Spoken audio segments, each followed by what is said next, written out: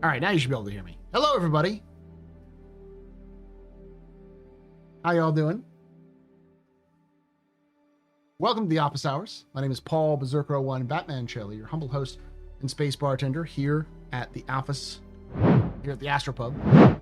There's a space bar at the end of the universe. Sit back, relax, enjoy the show. We got a good one for you. So, with a Star Citizen Live and Quantum Vegas stuff to watch, we're going to watch a couple things, and that'll probably be it for today. You can take away my spaceship. You can take away my space suit. You can even take away my space lasers. But you can never, ever take away my space game.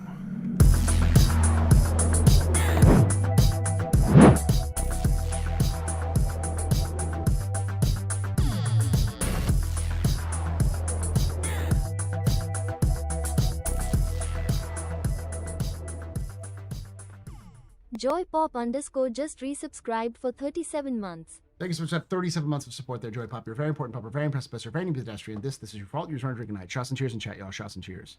Yeah, sorry I was a little late. I was going to grab stuff with the wife. She's finally better. Her voice is dead. All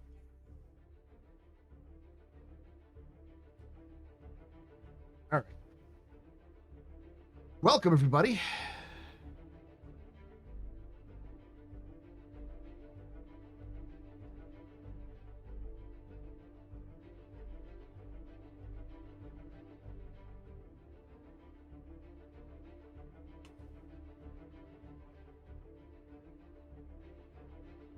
So I'm hearing that a lot of people are upset with Star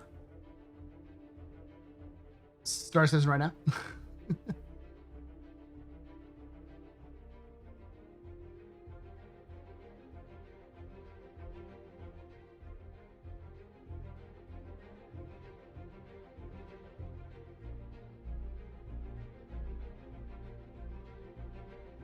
How y'all doing? This is a live stream, by the way. So we're going to be doing this. This is what we do on Thursdays at usually at 8 p.m. Eastern, 5 p.m. Pacific. We'd love to have you join us live if you watch this after this. This event does tax our patience. Well, CIG is continuing their long tradition of fucking up during the summer and causing everyone to be mad at them. Good for you, Marco. I have yet to finish 1 to Beyond 2.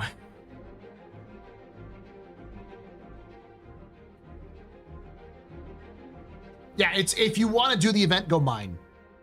So if you're interested in the event, just go mine. Just a shitty way of but you know, hey, it is what it is.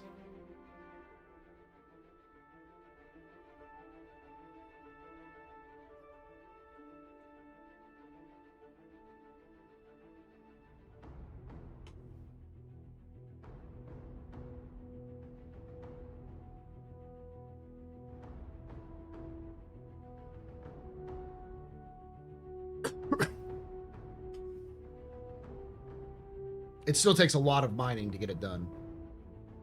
I haven't bothered trying. I'm going to try some tomorrow, I think, and over the weekend. And definitely over on Monday, because Monday I'm going to be doing Pubathon. So here's the plan, y'all. The plan is that we're going to be doing Captain's Table today, or Office Hours today, Pub and Plays tomorrow, Captain's Table Saturday, and then Sunday is League event, and then Monday is Pubathon. Now that Pubathon is going to be a max cap 32-hour event. So we'll be streaming on Monday, and depending on how long, for like 8 hours, depending on how long y'all want to add to that, the more I stream.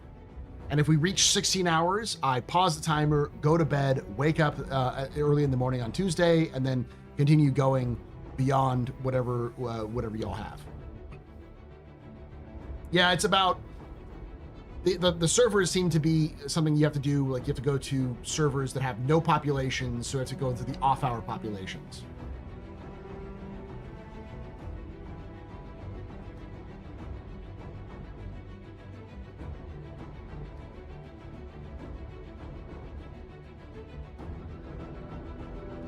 And as I've said for quite a long time, that the biggest problem that CIG has and that they need to really tackle this year is, at the very least, they need to make sure that when people have problems, everyone is having the problem. Not that half of the community is having the problem and half the community isn't having a problem. Because if you have a situation where the community is split because like, well, I did it, and like the other half is like, well, I literally can't play the game, then all you're doing is creating animosity amongst the community, and you're not going, those people who aren't able to complete it are going to feel more left out than anything.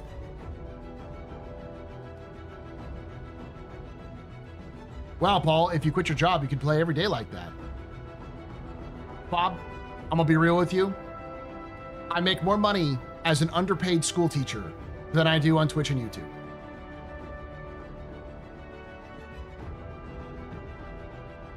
As much as Twitch and YouTube pay money, not Star Citizen content. The most money I make, ironically, other than Twitch, is YouTube. And it's on the Astro Historian, and it's specifically because of the Titanfall video I did last August.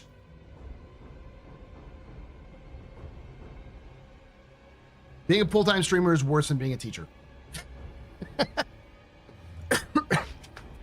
You make shit for shit. Especially with Star Citizen stuff.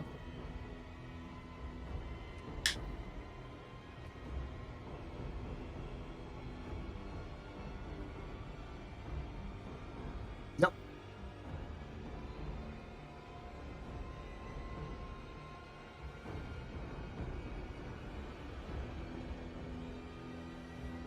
So, and to give you context, I'm gonna pull that up real quick. That video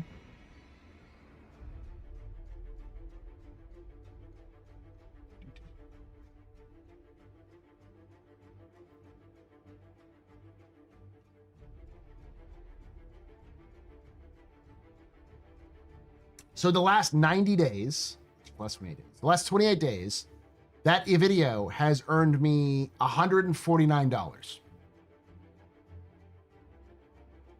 In 2025 alone, it has earned me $1,344. That's since January. That video alone.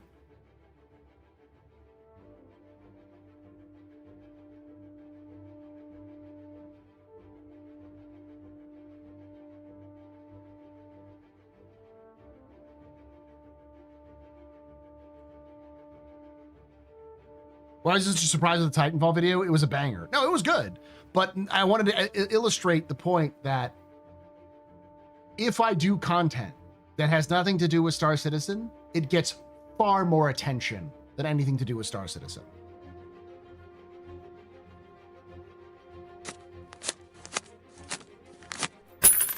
Hey, a tip. Escap, super chatted $19.99. Don't lie. The reason YT makes your money is because cause of Rocket Shrike.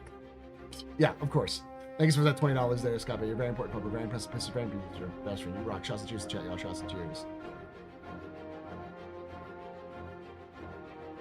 Yeah, over the entirety of its history. So it's been published for about a year. It's made me about $2,300. My point being, if I wanted to make money, I wouldn't be doing Star Citizen lore. You can take away my spaceship. I wouldn't be doing. If you wanted me to go full time, it wouldn't be with Star space Citizen. Suit. You can even take away my space lasers. And a lot of people get mad about that. But you can never. I wonder how all these other people continue to YouTube and Take Twitch. away my space Other game. income.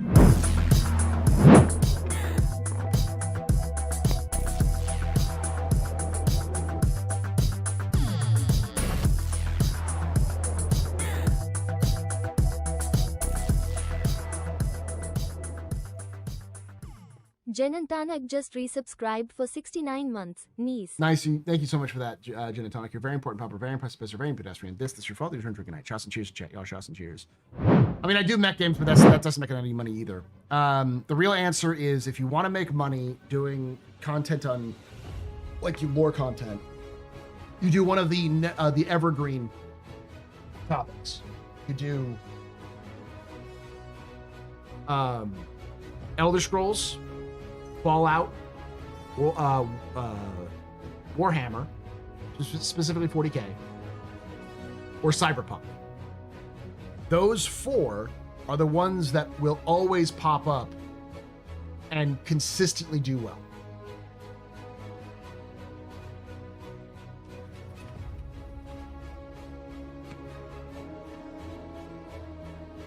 But no, the reason why people are able to live the way they are who do streaming is because of other income or because of other circumstances. Like they're retired, or they have a spouse who helps them out, or their whole family works on stuff like Space Tomato. Space Tomato and Honey work, like all they do is work on videos and stream. That's all they do. So like 100% of their time and attention is on both of those things, and they don't make a lot of money. They make enough to survive as they would. And a lot of that is because they're living in Turkey. And it's expensive to live in Turkey, but it's, you know, income is a little different. Your mom could afford to teach because your dad had a high-paying corporate job in Connecticut, a very expensive place to live. Yeah. Like, I'm not going to sit here and woe is me. Like, I'm fine. Like, my wife works, I work. Between the two of us and streaming, I'm fine. But I couldn't do this full time. I'd love to do it full time, but it's not an option. You need an OnlyFans account, but it's the only way. Hey, that can work. And the other, so to summarize the answer, the reason why some people can do Star Citizen content full time is often just luck, pure luck.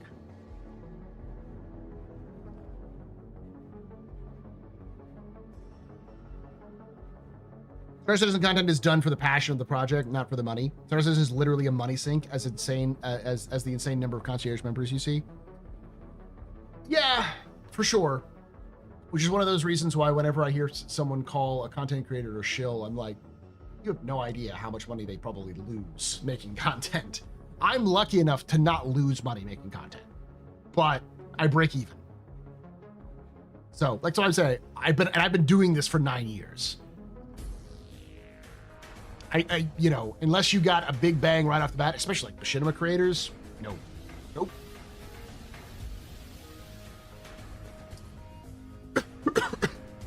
Since we've got a lot of videos to watch, I'm going to jump right into this one. We're going to watch the Star Citizen Q&A first. It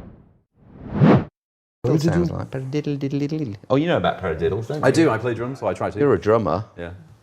But we're musicians on the front row. Yeah. Hey, hang on. Hang They're on. talking. Hang on. Show them. Sorry about Front. Are we on now? Yeah, we were on. Sorry, we're talking about music and drummers. For some Welcome. reason, you guys are talking. They're showing me. Sorry about that. Sorry about that, community.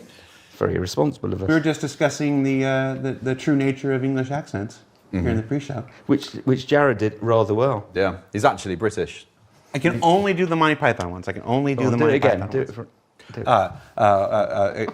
it. You're showing us. Yeah.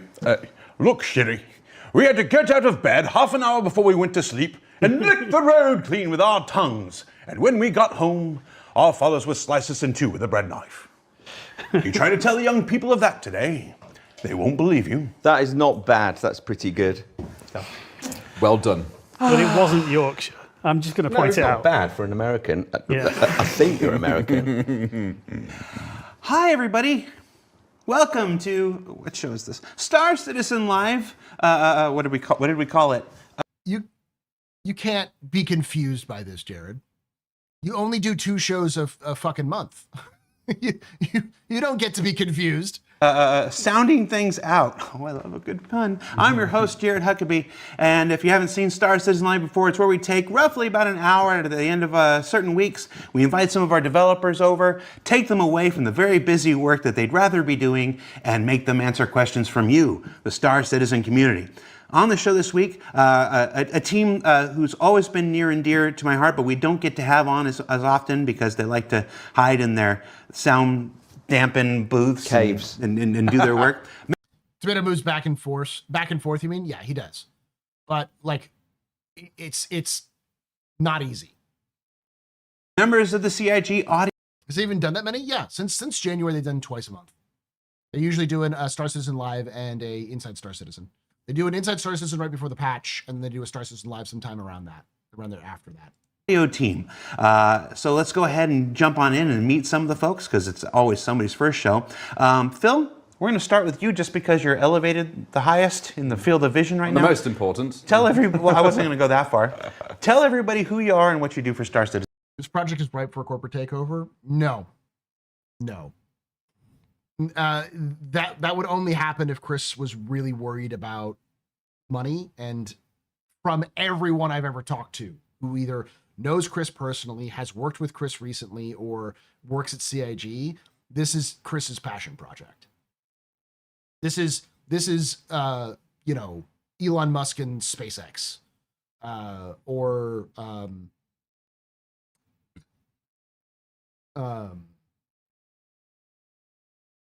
Bezos and Blue Origin. Like, this is not a mechanism to make tons of money. This is a mechanism to do what they've always wanted to do, what Chris was always wanted to do. Well, my name's Phil Pierce-Smallwood, and I'm a senior audio manager for the audio team, supporting the whole audio department to deliver on both Star Citizen and Squadron 42, but more recently been working closely with Simon to deliver on Star Citizen.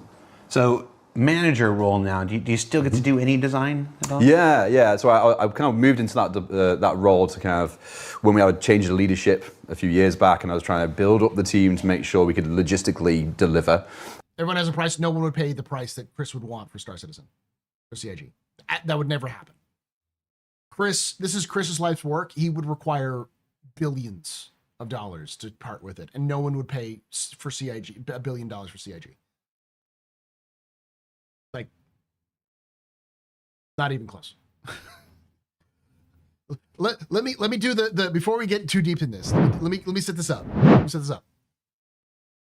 Star Citizen is not a game that will make shit tons of money.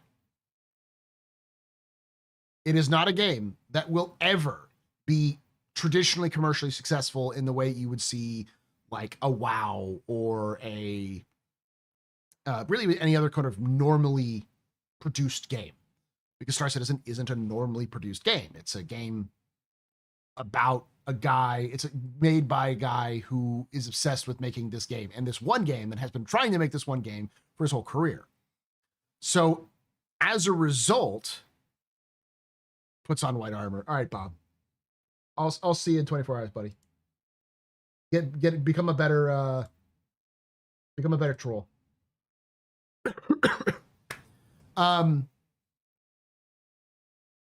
The problem is that CIG's funding model makes a lot of money, but it doesn't make all of the money. If you look at their actual profits, even when they're making money, it's not that high. They're barely scraping by in terms of like how much money they make. The Roberts family owns damn near all. Not only that, but Chris himself is still the majority stockholder. He still owns most of the company. He still owns like 50, 60% of the company. So like, he's still the person who makes all the decisions. Yeah, they're sinking it all back into development, which you don't see with traditional development. It just wouldn't happen.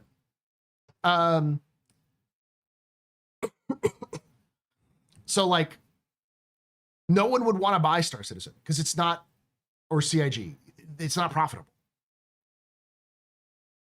Like any sort of audit of their money, which they do give out pretty frequently. They're about 2 years behind usually, but like every 2 years they release their financials from 2 years before, and it's always bad.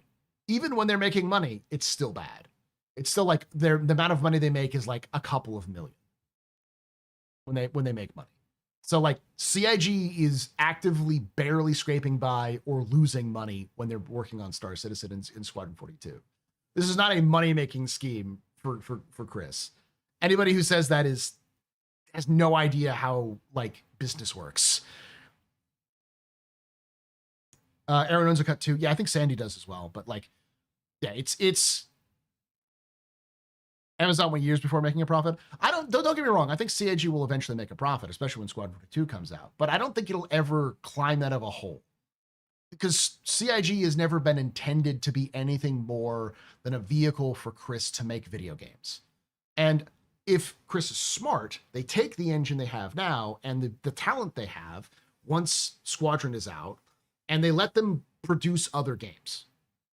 Especially if Star Citizen 1.0 is out, let them produce other smaller games to sell for a small profit. You know, do game jams and put up a bunch of cool small stuff. Maybe do a couple of smaller titles, single player titles in the Star Citizen /142 universe. Whatever. Like, I think that's the smart way, and I think that's the way I would see Chris working, because this is all about making video games. So I think they'll make a profit, but they aren't motivated by profit. They're not purely motivated by profit. Profit is only as a means to make sure that the studio stays open. That's basically it. Again, this is my experience from looking at CIG's actions, talking with CIG employees, and talking with people at CIG themselves who who are higher ups in there that I've managed to talk to at different events. And they've all said the same thing. Like, that's the goal. I suspect that an error profit margin is deliberate to minimize taxes and defer income to the next year to keep the project going. They can always make more profit per reporting period if they sold more in-game assets like land claims, or even just black and white paints for ships that don't have those colors since they sell well. I don't think so. I honestly don't think so. I think they're doing everything they can to keep the lights on. That's why they seem desperate at times when they do some stupid, crazy shit. And we're all like, that's stupid and crazy. And they go, oh, right, that's probably stupid and crazy. I think their actual profit margin on those paints is much lower than people think. Yeah, they're not publicly traded. So. Anyways, let's get back to the actual watching it. It's always good when a troll comes in to trip up the plot to at least like address those issues, because, you know, I like hearing myself talk. But then as time's gone on, I've been more and more involved back with the creative development. So I'm doing some prototyping, some audio concepting and stuff like that, and generally helping lead the team with Simon. Give me an example of the latest sound you've designed. Ooh, what did I do? Well, jump points, when we did that a little while ago, I concepted all of that. I mean, make the sound with your mouth. Oh, I just wanted to see if I could get you to do it. yeah. Graham, who are you and what do you do for Star Citizen? I'm Graham Phillipson, and I'm the, what am I now? Director of Audio Technology. That's it, Director of Audio Technology, yeah. My head's fried today. But yeah, I direct the audio technology, so I decide what we're developing and make all the sounds able to sound as good as they can. Claudius. When does Claudius come out? Well, it's not called Claudius anymore, so it never comes out. No, Star Audio is out there in some forms, and it's going to gradually Jesus fucking Christ. It's all Star shit. Oh my God. weave its tentacles through the rest of the code. Oh God. Star shit. That's what they're going to call the fucking poop system, is Star shit. And joining us for the first time on Hello. any CIG programming whatsoever, Thank you very much for having me. Tell everybody who I'm you are and the what you audio do. director of Star Citizen, and I'm here to just have a great time making fantastic sounds for Star Citizen, bringing it from now to the future. And and work with a wonderful team and work with more people that are coming in and be in charge of them and just make things sound rather jolly. Gotcha. We won't spend too much time on it, but the long-time viewers have had a chance to meet Phil and Graham before, so I want to take at least a couple minutes and get to know you a little bit better. Okay. You're a relatively recent addition to the team. How long? Very fresh. I came in April. April. So I've been here 4 months. That's why all the sounds have changed. I've noticed that the sounds are a lot better now as of this year. They've gotten a lot better. And with a remit to make the game more cinematic and immersive. I've got a background in film, which we won't go into now, and I'm bringing that sensibility to the game, along with all of the design experience that we want to bring to the game. I'm here to listen to the community more, and I'm here to deliver a game that I would want to play, and more importantly, what I'd like to hear. And That's why I'm here. In a procedural thing, most people won't ever be aware of. We have this kind of long-standing internal rule that we never make anybody do a video in the first 6 months they work here. But you've really hit the, if I may say, you've hit the ground running since you started here and kind of accelerated. We were just again, another behind the scenes thing. We were just in a presentation. I got to see you give to all the directors of the project just yesterday, detailing the new roadmap to 1.0 and all the things you want to deliver and stuff. And it's been really exciting to see you come in and hit the ground running and take the reins of the team. I've got lots of things I want to bring, which I would love to tell you. Not now. I've got a fantastic sack of goodies that I want to bring to the game. Sonic Gold, and that's what I want to do for the game. So with that in mind, we do as we are wont to do. We put up a thread up on Spectrum, which is our bespoke communication platform available on robertspaceindustriescom. We added that thing like maybe 8 years ago now, and I still shill for it. I can probably stop. Let's find out if I can stop shilling for it. Although the habit's so ingrained, I probably can't. We took your questions. We saw which ones you voted up more, and we have selected a cadre of them to address today. So we're just going to jump right into it. From Horan Van. What happened to the glorious flyby sounds from years ago? And should we expect the magnificent sound quality to ever come back to our ships?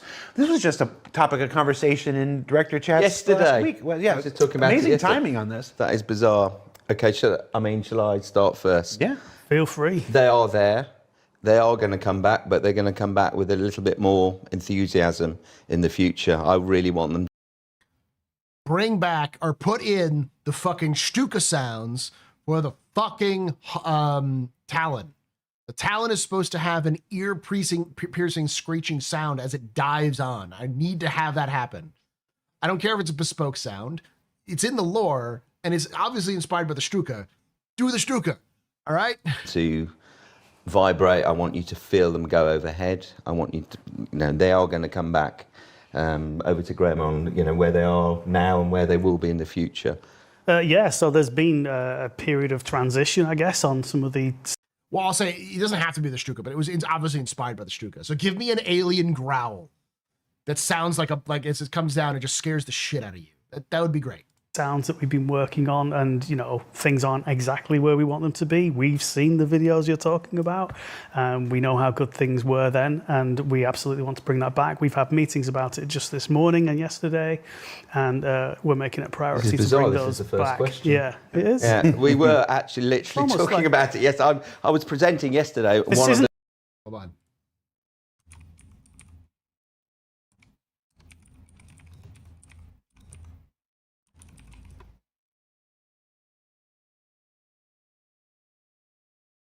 Here we go. Here's a couple of examples.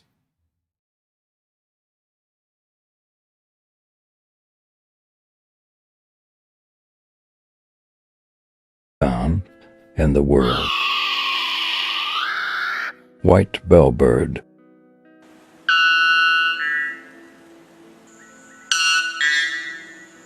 Showbill.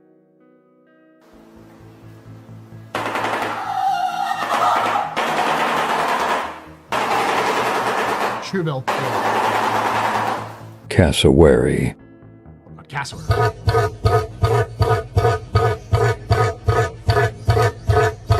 Loon.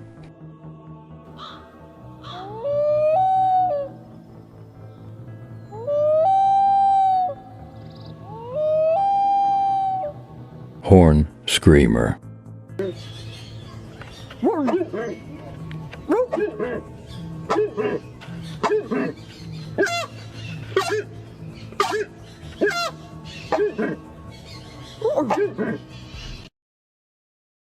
Am I wrong? It would be great. Bizarre though. Just saying, put some creepy fucking bird screeches into just put them in a blender and put them on the Talon.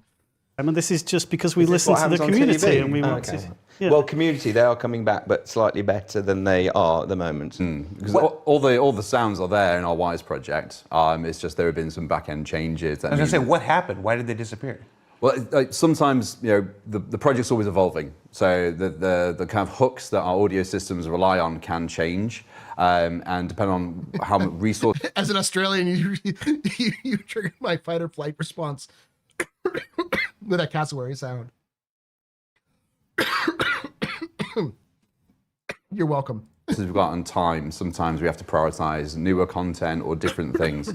But now we're building the team to be able to get back to all of that good stuff and make sure that we don't lose any part of the experience and just make it better. Yeah, so we didn't intentionally take them out. It was more a some sort other of- aspect of the game grew. A bug happened. Yeah, we haven't been able to there's address been a it. gradual shrinking of how big the ship sounds are in order to make the game performant, but now we're reworking that so they can be performant and you can hear them a long way away as well. Yep. Let's see. Next question. McSpaz. What is the state of the realistic audio mode?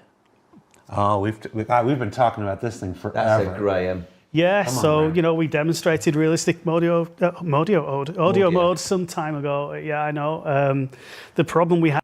They're fucking dinosaurs, Paul, and they're terrifying. Listen, I've been around chickens. Chickens are the closest descendant to T-Rex. I know how terrifying flightless birds are. I was making a joke earlier that I saw someone trying to say that America's national bird should be the seagull. And I'm like, no, it should be what the original proposal for the America's bird is, which is the turkey. Anybody who has seen, if those of you not in America or who haven't been around a turkey, just look up videos of turkeys. When turkeys get pissed, they will go through walls. They will literally Kool-Aid man through wall, and they will kill you. Turkeys are dangerous. They're dumb as hell. They're really stupid. But if you piss them off, they will come through walls to get you and kill you. Yeah, Ben Franklin is the one who suggested it would be the turkey. Is that the game is huge, and we have to treat every single sound in the game with realistic. They're good. They're really dumb. They taste great, and they are terrifying if you piss them off. Mode in order to be certain that we're giving you the experience we want you to experience. Plus, we also have, game development is difficult. Scheduling is probably the most difficult part of game development. So we're working on getting all that work into the schedule. It's not there right now. We have ships to deal with. We have ship flybys right now. Beyond that, we're going to be looking at moving all that stuff over to realistic mode, and it will be within your hands at some point. I don't want to start promising dates, though. No promise. You can take away my spaceship. Spaceship. You can take away my space suit. Yeah, scheduling, the final boss of life. But you can never, ever take away my space game.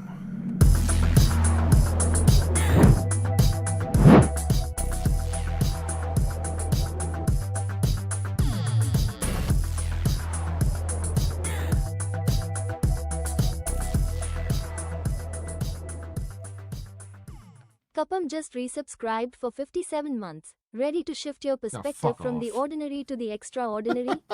Ready to reset your expectations to the everyday to the highest Cuban. heights? From breathtaking views, incredible dining, Crusader is calling. Stay at the luxurious accommodations, tour Empire-class shipyards and bask in a sunset that is truly unforgettable. With shuttles arriving daily, what are you waiting for? Come, visit Horizon, the city in the clouds. I hate you, Coupon. Thank you so much for that 9 months so far. You're very important, proper, very impressive, surveying pedestrian. This is your fault. You should drink night. Shots and tears in chat, y'all. Shots and tears. Hey, You can take away my spaceship. spaceship. You can take away my space suit. Hoot. You can even take away my space lasers. No pew-pews. But you can never, ever take away my space game.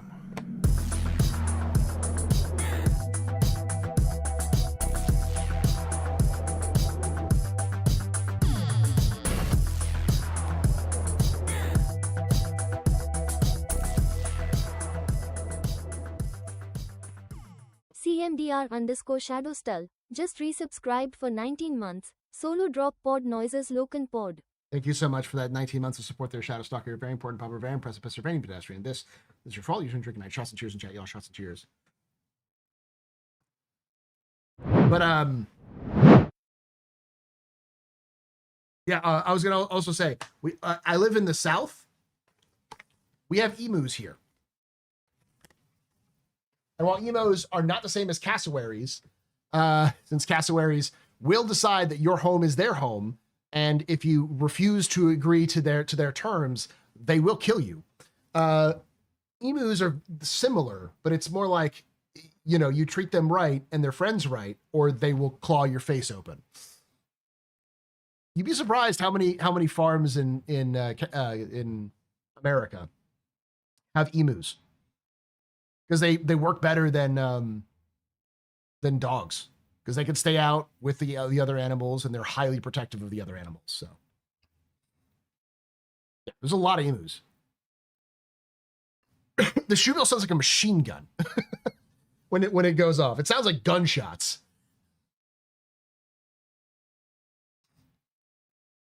Emus and donkeys, yeah. But I think a lot of people choose emus over donkeys because emus are a little bit faster than donkeys, and they're a little bit more portable. Like they can fit in places a little bit better than, I think they're like less energy consumption. That might be like just a exotic pet thing.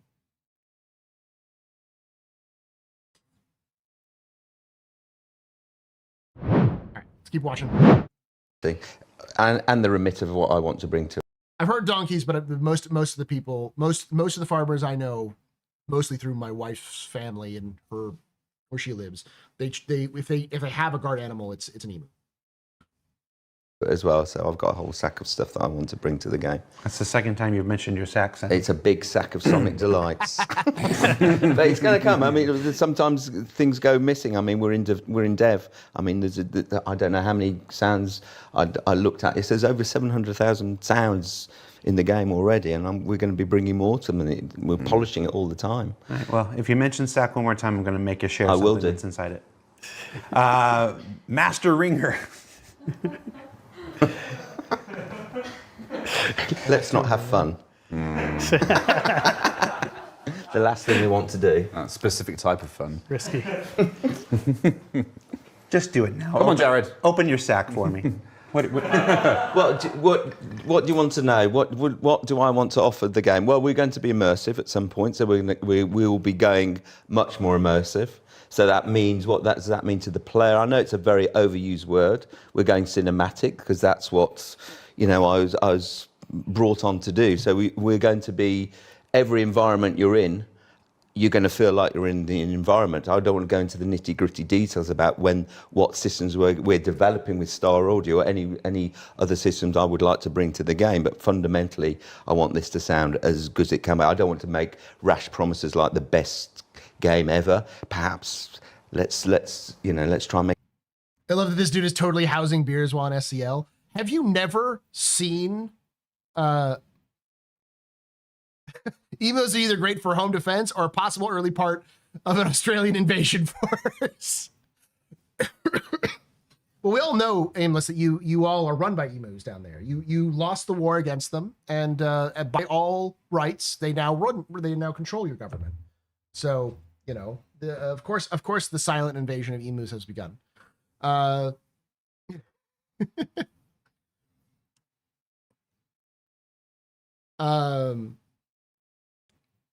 Every time he says immersive, Yemix just screams immersion in the back of my head.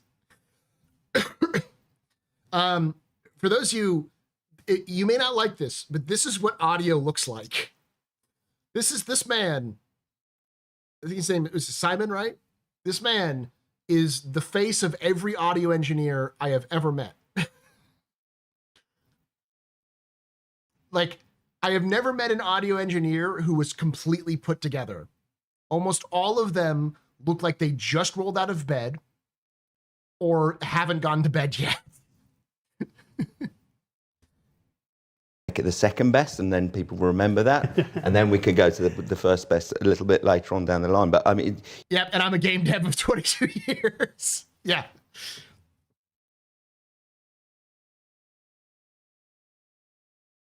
you're going to feel like you're actually in something. Now, one of the biggest experiences, am I ranting already? No. I mean, everyone, you know, as someone who's done audio engineering, correct. Yeah, because they either have not been to bed yet or they just woke up when you see them. because as somebody who's done only a little bit of audio in my terrible audio mixing that I try, my desperate attempts to figure out what the fuck I'm doing makes me not sleep. So if you're actually good at this, I can imagine trying to take every source you can get and tweak it to the right degrees and listening at every single possible level you could would drive you insane. I want to be in a spaceship, and when you're in a spaceship, you want to feel like you're in a spaceship.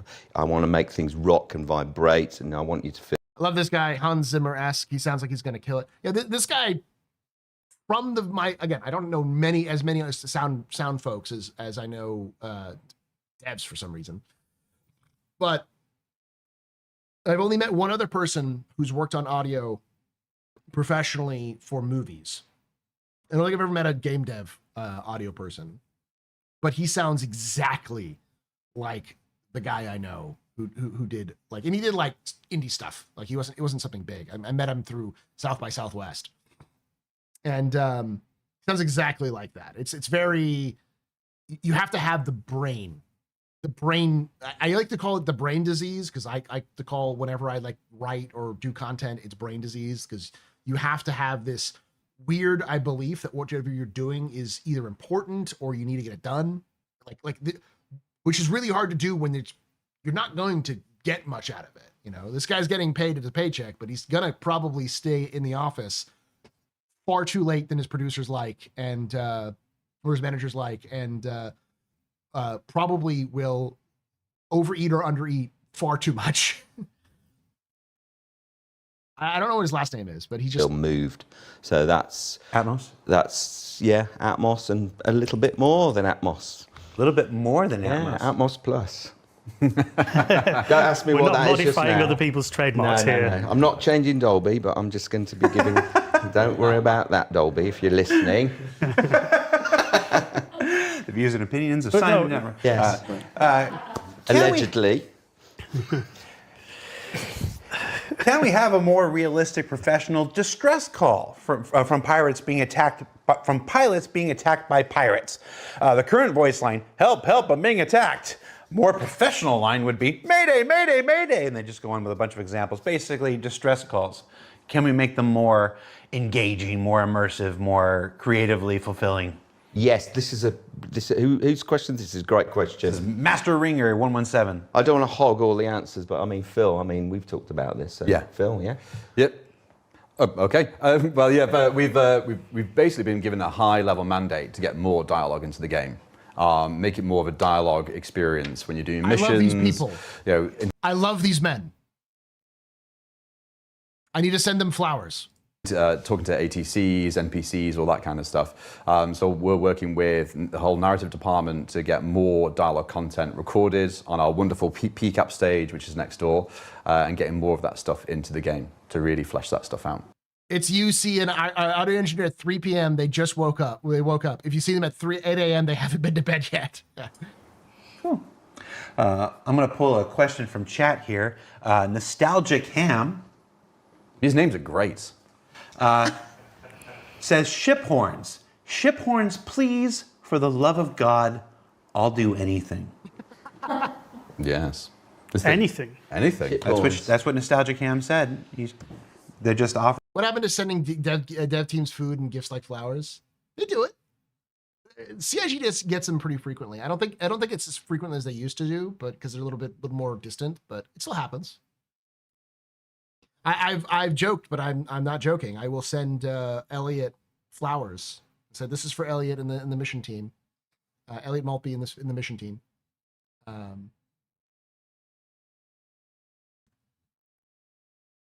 Bring themselves up. Ship horns? Cool. Yeah. Well, like a mini or something a bit more you honk the substantial. horn and it plays the cucaracha. Like get out of my way.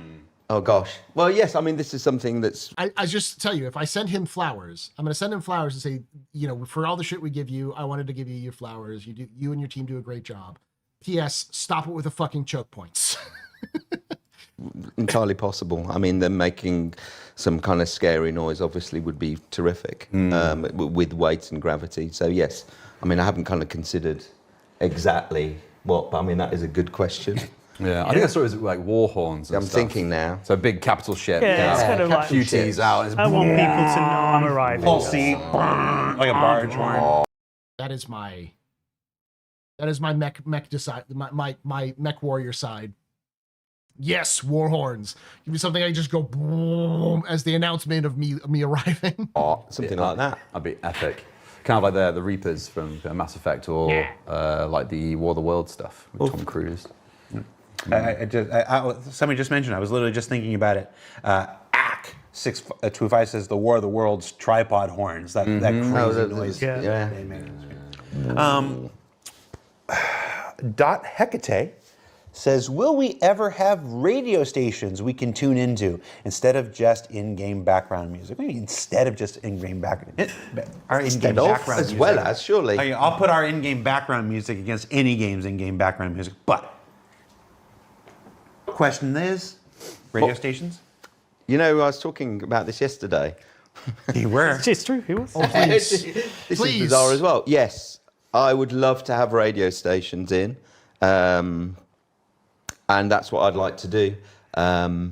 Maybe radio stations which are exclusive to certain planets, and when you fly away from the planet, you don't receive that transmission. I'd Maybe love that. when you fly to a colony somewhere, you get a slightly different style of radio station. I mean, Yes. all manner of things: radio, music, narrative, adverts, shipping forecasts, how much rocks cost, Yeah, I was there. A couple. number stations. Yeah, I feel like it was maybe. Number stations.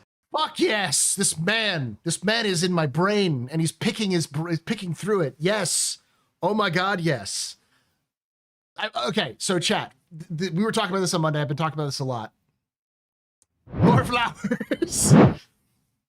One of the things that we know is that if you read the lore, almost all of the lore posts that have been made before they stopped doing like weekly lore posts were made as transcripts to actual broadcasts. Some of them had video, some of them were just audio. So they just took those shows and turned them into in-game radio broadcasts. People would love them. But also, I'm a big fan. I'm going to pull this up.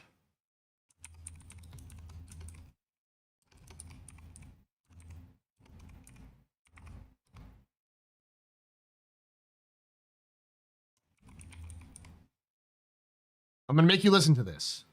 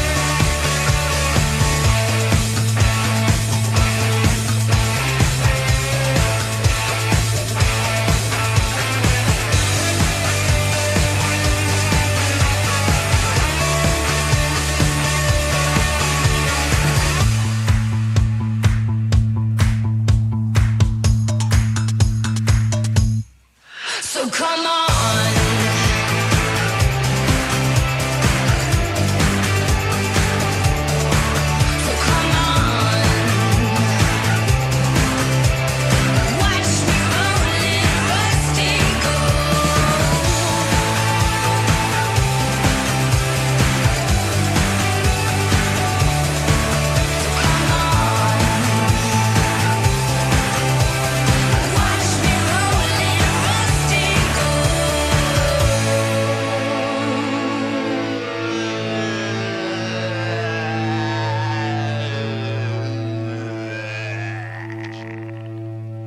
What you just listened to is an independent artist who was hired to do a song for a small indie game called Star Trucker.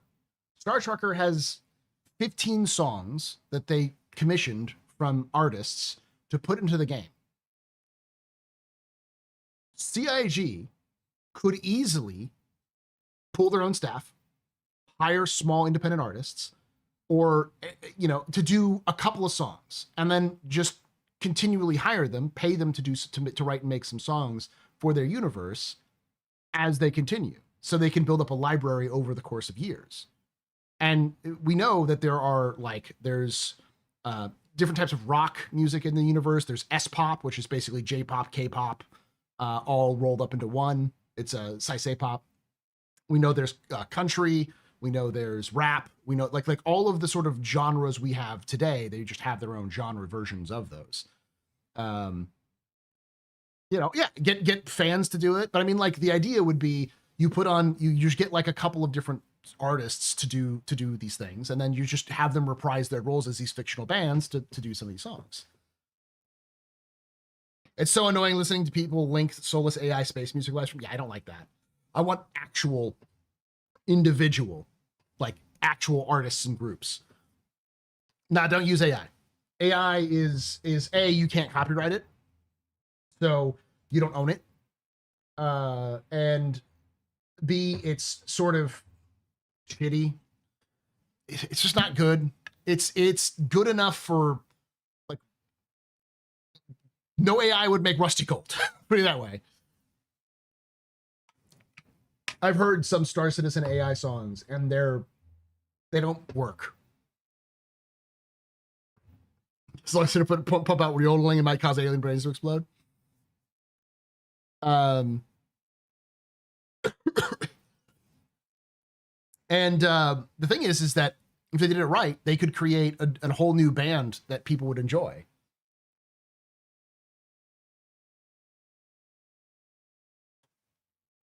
I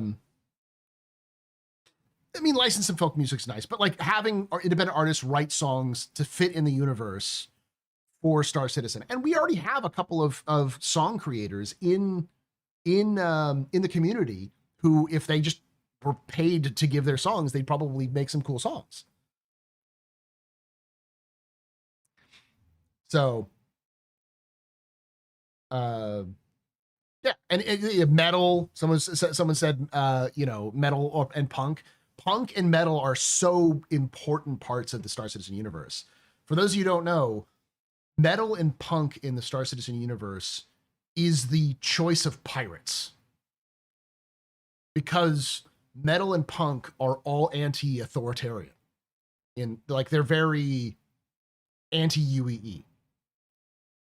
So what they'll do is pirates, when they attack a convoy, sometimes they will literally open up the comms and then blast the loudest speed metal you could they have, or the hardest punk rock they have, to disorient people who are trying to call for help, and then use that confusion to win a battle.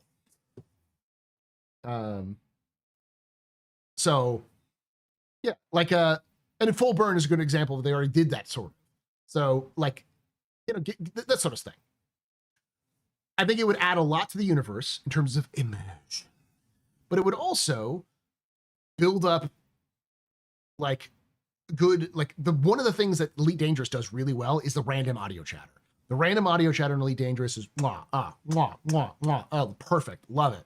It just adds so much to the universe and makes the gameplay feel better. Someone asked how much does it cost, and in terms of bandwidth and money. If you hire independent artists, there's plenty of independent artists who you could find online who would be very, very inexpensive to hire. And as long as you kept hiring them to do the same thing, they'd probably work for you for pretty cheap. And I know this community. If there's a group who like, say, an independent metal group that would sign on to do something like for Star Citizen, and people found out who they would go buy their albums, even non-Star Citizen albums, if they liked them enough. They would get a plenty of traction that they wouldn't have got otherwise, because that's the kind of community we are. They, people would love to show their support for them.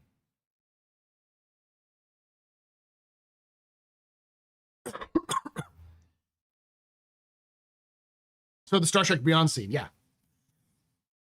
Yeah, and you can actually get the band shirts. It's like the Los Imperators. There's a couple of other ones that I'm blanking on them. Dead something. Yeah.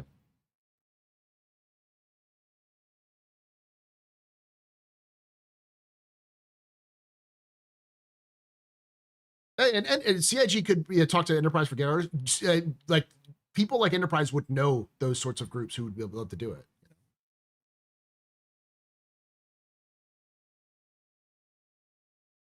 And so you just do a mixture of talk radio that you could then build up over time, and radio with like music. You And can it take would away my add so spaceship. much to the universe. You can take away my space suit. You can even take away my space lasers. Since but you can never, ever. Shipbreaker and Star Take Trucker away came my out, I've space been a game. massive proponent for this in space games.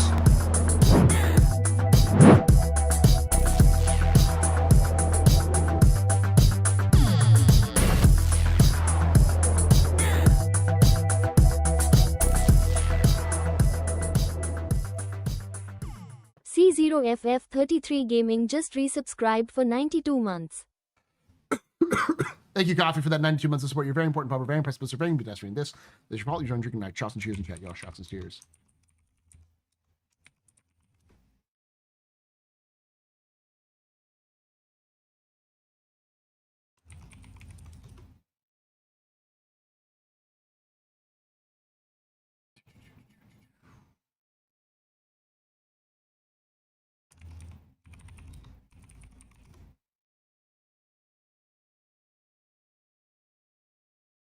Okay, let me see some of these.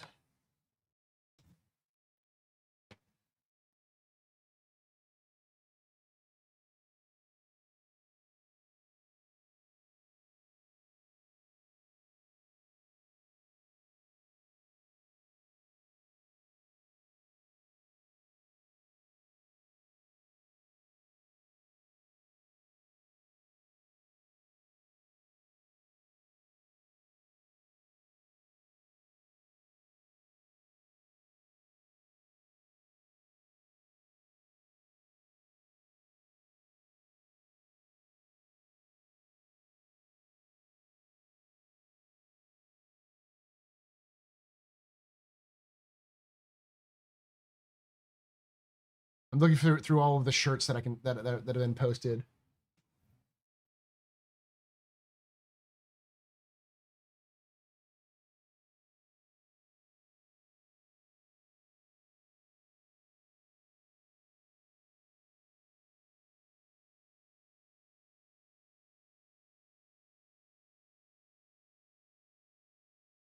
Lidos is one of them.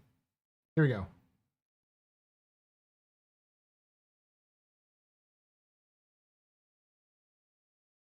The Lidos. And this is their other one.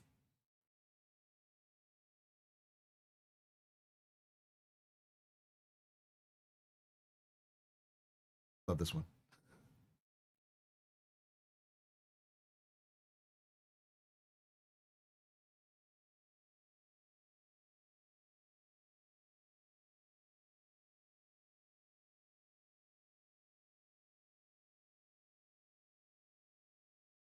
This is their main band shirt.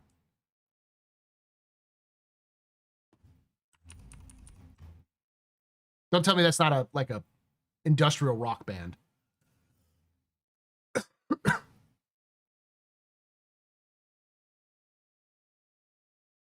And Gutter Wash is the other one. Thrash metal, baby. United Empire of Thrash. Gutter Wash. So yeah. It's maybe But yeah, Dune does something similar and stuff like that, yeah. 2 or 3 months ago, there was a backer who basically invented like an hour-long string of what a Star Citizen radio station would be like. They used AI With trucker music. Yeah, it was trucker music and everything. And yeah, I don't want to turn this into a conversation about AI because I despise AI with the fiery passion of 10,000 suns. But it was rather compelling to listen to for a while. Lidos could be post-punk. Yeah, I think Lidos is post-punk, and Gutter Wash has got to be, because like their album name is the United Empire of Thrash, so they got to be sort of like thrash metal For a while and stuff, and so it's going to be an interesting challenge finding resources and figuring out how to. Yeah, they're called Polyrock. That's the name of it. It's a post-punk gothish. They're polyrock, political rock. Is what it's called in Star Citizen.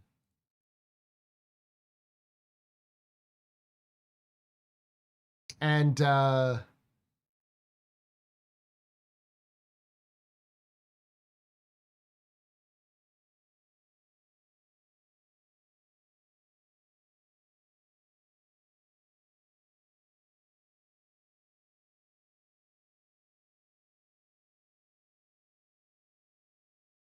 this is one of my favorites.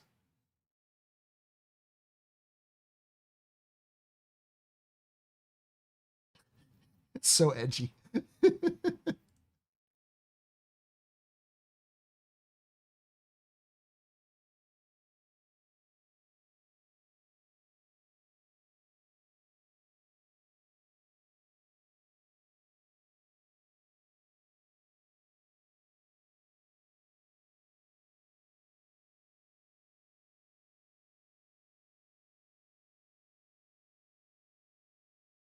Implement that and stuff, but there's no. Maybe they just worship thrash, maybe. In the 80s, my dad used to sell pot, aka roadie, to a band called Polyrock. Yeah, that works too. I've made my point on AI very clear, and this is not meant to attack anybody who is a super AI proponent, but the problem I have with AI is that AI is a tool, not a replacement. And it is nowhere near, nor will the current version of LLMs replace anything. They're just not good enough to do that. So, but they are good tools if you know how to use them properly. But like all tools, they can become crutches. And they often are crutches rather than being used as the tools they could be. Gutter Wash sounds like metalcore. My point is that CIG has already invented, the writers are some music fans. So, like, they already invented entire genres of music for Star Citizen that they could easily slap in there. That's how I use it. I use ChatGPT daily. It's a very handy tool. But you also went through the process of learning all of the stuff that it helps you do in the first place. So it's not a replacement. And so when you have something like music, it doesn't really work, in my opinion, to use AI music for any sort of product. Let's just say you create a song that's really good using AI. Can you replicate the same vocals, the same theme, all of the same like mood to create an entire album of that music with the exact same singer? As far as I know, the answer is no. You can get close, but you can't do the same.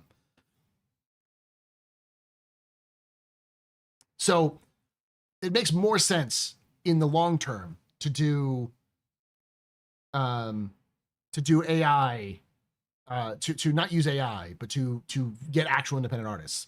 It's probably cheaper, honestly, and you get more of a benefit in the long term to get using independent artists. That's just me, but also CIG, I'm available. If you want someone to do a radio show, an informational radio show about the history of the Star Citizen universe, I am totally down for Star Talk, or History of the Stars with your host, Paul Shelley.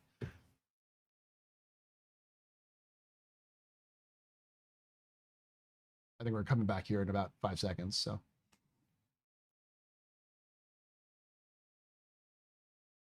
Secret. We've talked about it for years. It's something we want. I think it'd be it's brilliant. Something Chris wants. Mm-hmm. Yeah. Like that. So finding a way to make that happen will be an interesting. No, I mean I talked about this yesterday. So yes, that is something.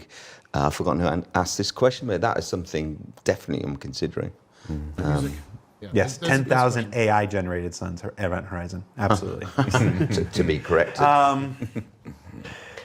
Salty Mike asks. Oh no, we'll just skip this. Vixor asks, will we see more audio for ships in their damaged state? such as alarms blaring, especially on larger multi-crew ships? Yes, we will. We're going to elevate all of the sounds in the ships, particularly on the console UI and things like that. You will absolutely get that kind of stuff. More Plus, talk radio, you can do an in-game mission givers. Yeah, no, you can have them talk about what's going on. So you can talk about the latest event that's going on in the universe, so that people can talk about, or even like we talked about in, I think it's in the last Captain's Table. We talked about how like you could use radio shows as a signal for people to go search for Hathor to be able to get minerals and stuff like that, or to do Stormbreaker. Like you could use those radios as like an in-game natural, like diegetic way of helping people find some of these sandbox activities. But basically, I'm going to be elevating the experience in all vehicles and ships. They're going to have much more personality and much more presence. And one thing we want to bring as well with Star Audio is that we make it much easier for the sounds on the ship to be aware of what's happening to the ship itself. So something like damage to the ship's power systems would cause things like light sounds to dip a little bit, and ambiances maybe to drop and things like this, and you would feel the impact no matter where you are on the ship. Yeah, I think historically, a lot of the damage state stuff was tied to like VFX and kind of binary things. Oh, this guy's pet, but damn, we're not going to see this stuff for years. I don't know. We'll probably see a lot of it sooner than you think, simply because like they need it, and it's low impact, high yield. Like to add some of the stuff to the universe isn't that crazy. It's just a matter of adding it to the in-game area, and I think most of it wouldn't be like adding another tab to the mobiGlas wouldn't be a huge thing.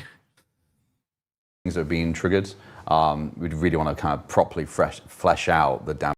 No, we already have Star News. We have Jared's character who plays a reporter in the universe to do news. Jared, I'm sure Jared would have no problem just reading the news, like, and then have it be on a loop, Damage states for ships, and you'd be able to hear things not working quite as well as you want. I want to add on to this. They mentioned alarms blaring and stuff, but Tannoy, the ability. This is all about when things go wrong.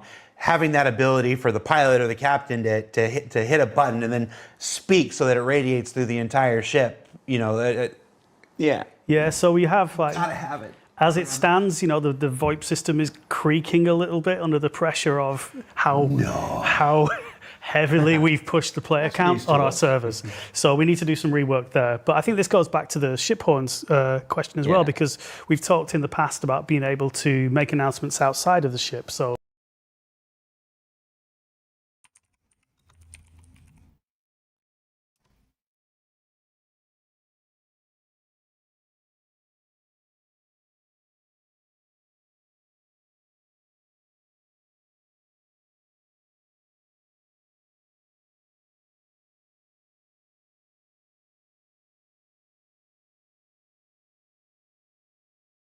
if we have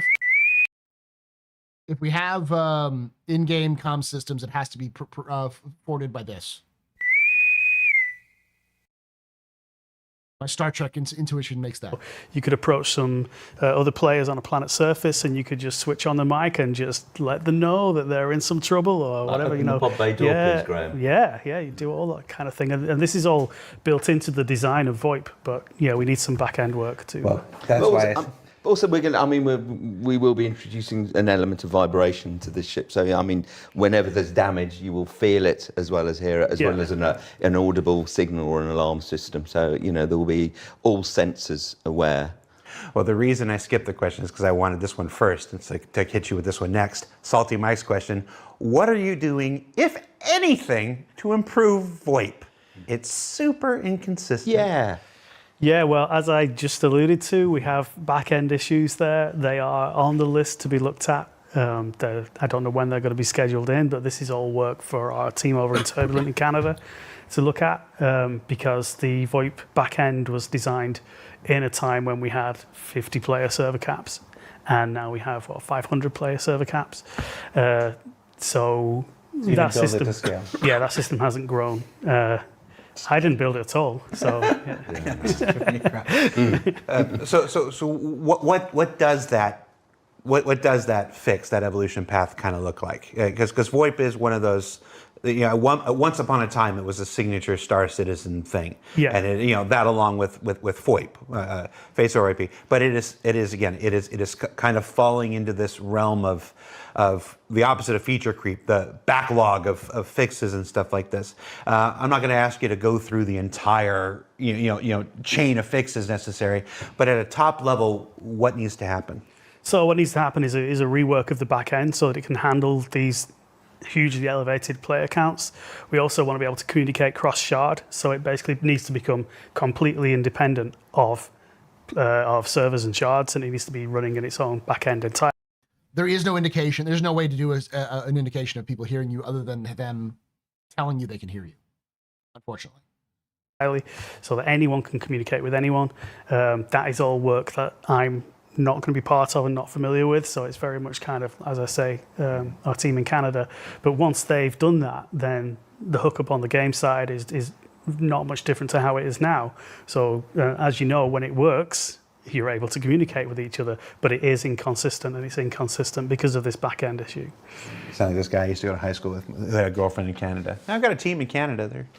But yeah, no, it was struggling before the advent of server meshing, and then when server meshing came out, it was just, it's not quite the bullet in the head of Old Yeller, but it's really made it. Yeah. It's really exasperated the issue. So we're going to have Benoit's due to come back on in a couple weeks and do a big update to that show we did in February, where we just talk about all the technical features and whatever. And we'll have an update on the work for VoIP and FOIP there. Yeah. Get to the update. Y'all ready for August for them to explain all the shit they've gotten done and all the shit they still need to do? Can't tell you when it's going to be. I don't remember. St. Paulus. Are there plans to add variety to the rain sound effects? Roof sound, no surface, etc. Or maybe there are some engine limitations currently? Yes. So this is a classic us thing. So we scoped the rain initially for Stormageddon to support that event. Stormbreaker.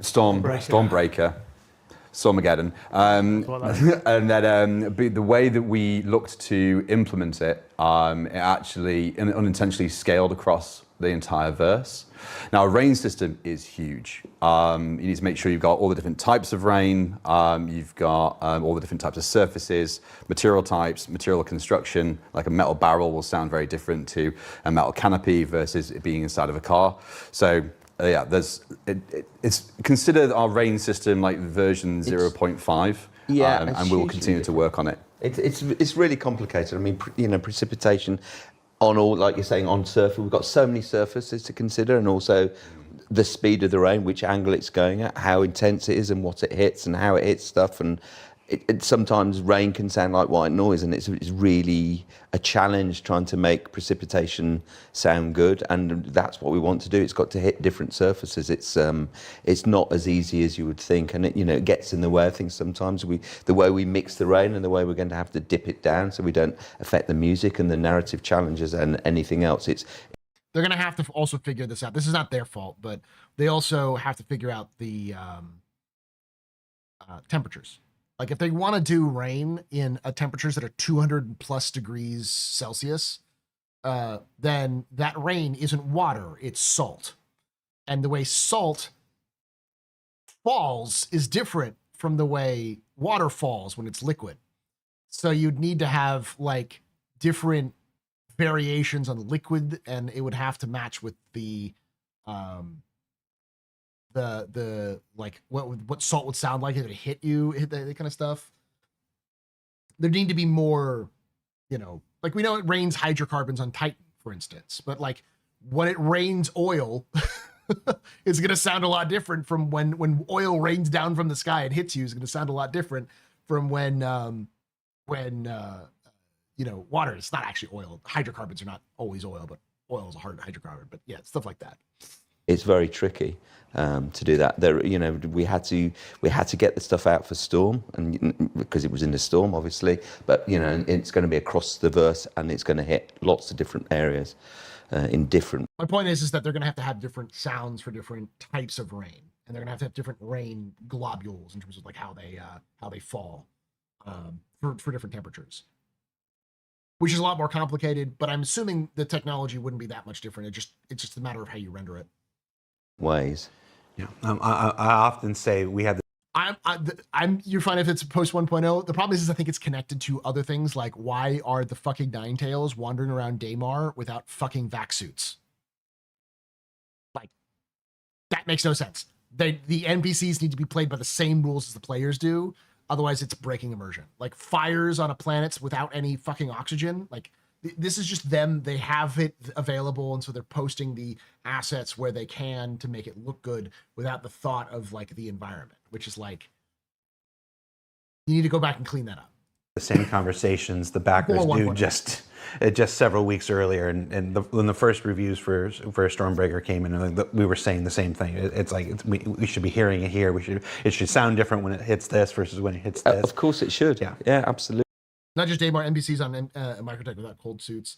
Yeah, I mean, I can wave that off a little bit because you don't know how long they've been there, but it's just time. Yeah, it is time. You know, there's a full dynamic weather system planned, and we'll be fully supporting that. This is meant to be more limited, but it's limited but far-reaching, and now we need to like backfill and sort it out.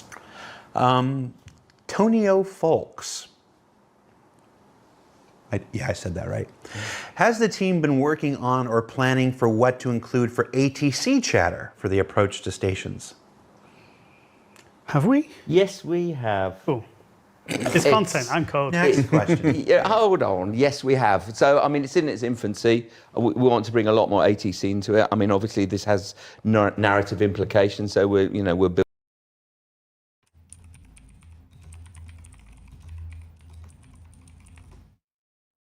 here you go. This is the gold standard, in my opinion.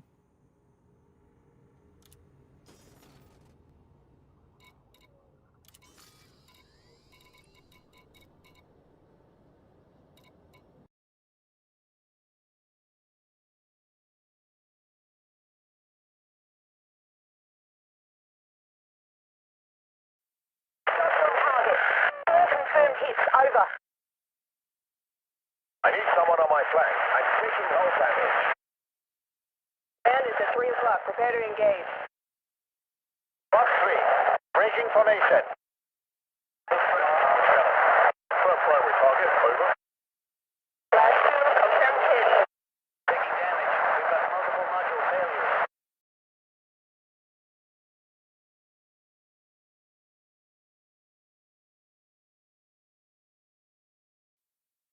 Blockforce 027 requesting priority docking due to severe engine failure. Blockforce 027, priority clearance granted. Emergency services on standby for your arrival. Flight 5. Hostile threat has been eliminated in segment Delta 6 Gold. Recommencing standard patrol. Coma 381, expect delays on current approach. Advise course alteration to flight path Bravo 40. Coma 381, signaling for approach on flight path Bravo 40. That's 34 minutes, by the way.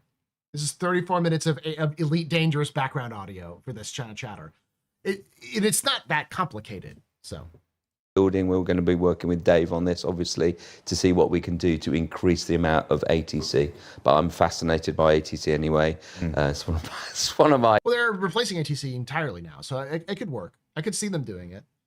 You would need to have some sort of like chatter on there when you hit when you get closer to stations, where it's like when you get within station range, especially for contacting ATC, you should be getting an somebody pops in and is like, unidentified ship. This is Bajini Station. Welcome to Bajini Station. Please contact ATC for final assault, for final approach. And then you just hear just random, freelancer 452 coming in, that kind of stuff. One of my things, so yes, is the answer to that. Yeah, it's part of that mandate to get more dialogue into the game. You can do without the realistic radio noises, pass it to sci-fi magic, you have to. Yeah, but you're still going to want to have a little bit of that, the noises, because it's going to, it'll that way you don't have to listen. You can hear it, but you can kind of just sort of let it slip by you. Yeah, it might not be direct dialogue. We might also be looking to add like open comms, open channel, like ATC. All ships have numbers now. Yeah, they could just speak out the numbers, but you'd have to have a speak and spell sort of situation where like you'd have to have a ATC go 5, 9, 2, 12, 5, you know, the kind of thing. When you're near points of interest on planets or cities or like points of interest in space, just to give life to what's happening and ideally have it contextual about what's going on. Yeah, if we can put little nuggets in there. And it's a big part of, you know, the experience of being in a ship. You know, when it moves, you get lots of ATC. If you know, you've ever been inside, you know, the cabin of an aeroplane, you know, there's stuff going on all the time. And, you know, we want to bring that real experience to the game. Mm-hmm. I missed the name because it's. You could also do that, yeah. You could do freelancer. You could do freelancer, or you just have the ATC operator record every single ship, and if they can't come in, and if the ATC system can't identify the ship, they just say ship, unknown ship, you know, or something like that. The chat scrolling, but somebody's like, interesting, Discord can do 1,000 people in a voice chat and they're struggling to have 600, and it's like no 3D positioning, no cross server broadcasting. It's not exactly the same thing. We have to run a game at the same time, and they can focus on that. Do you think larger ships should be able to should abide by modern ship commands, chatter type comms to stick or stick to aircraft chatter? I think it depends on what you are dealing with. I think what you probably want to do is a combination of aircraft ATC and harbor communications.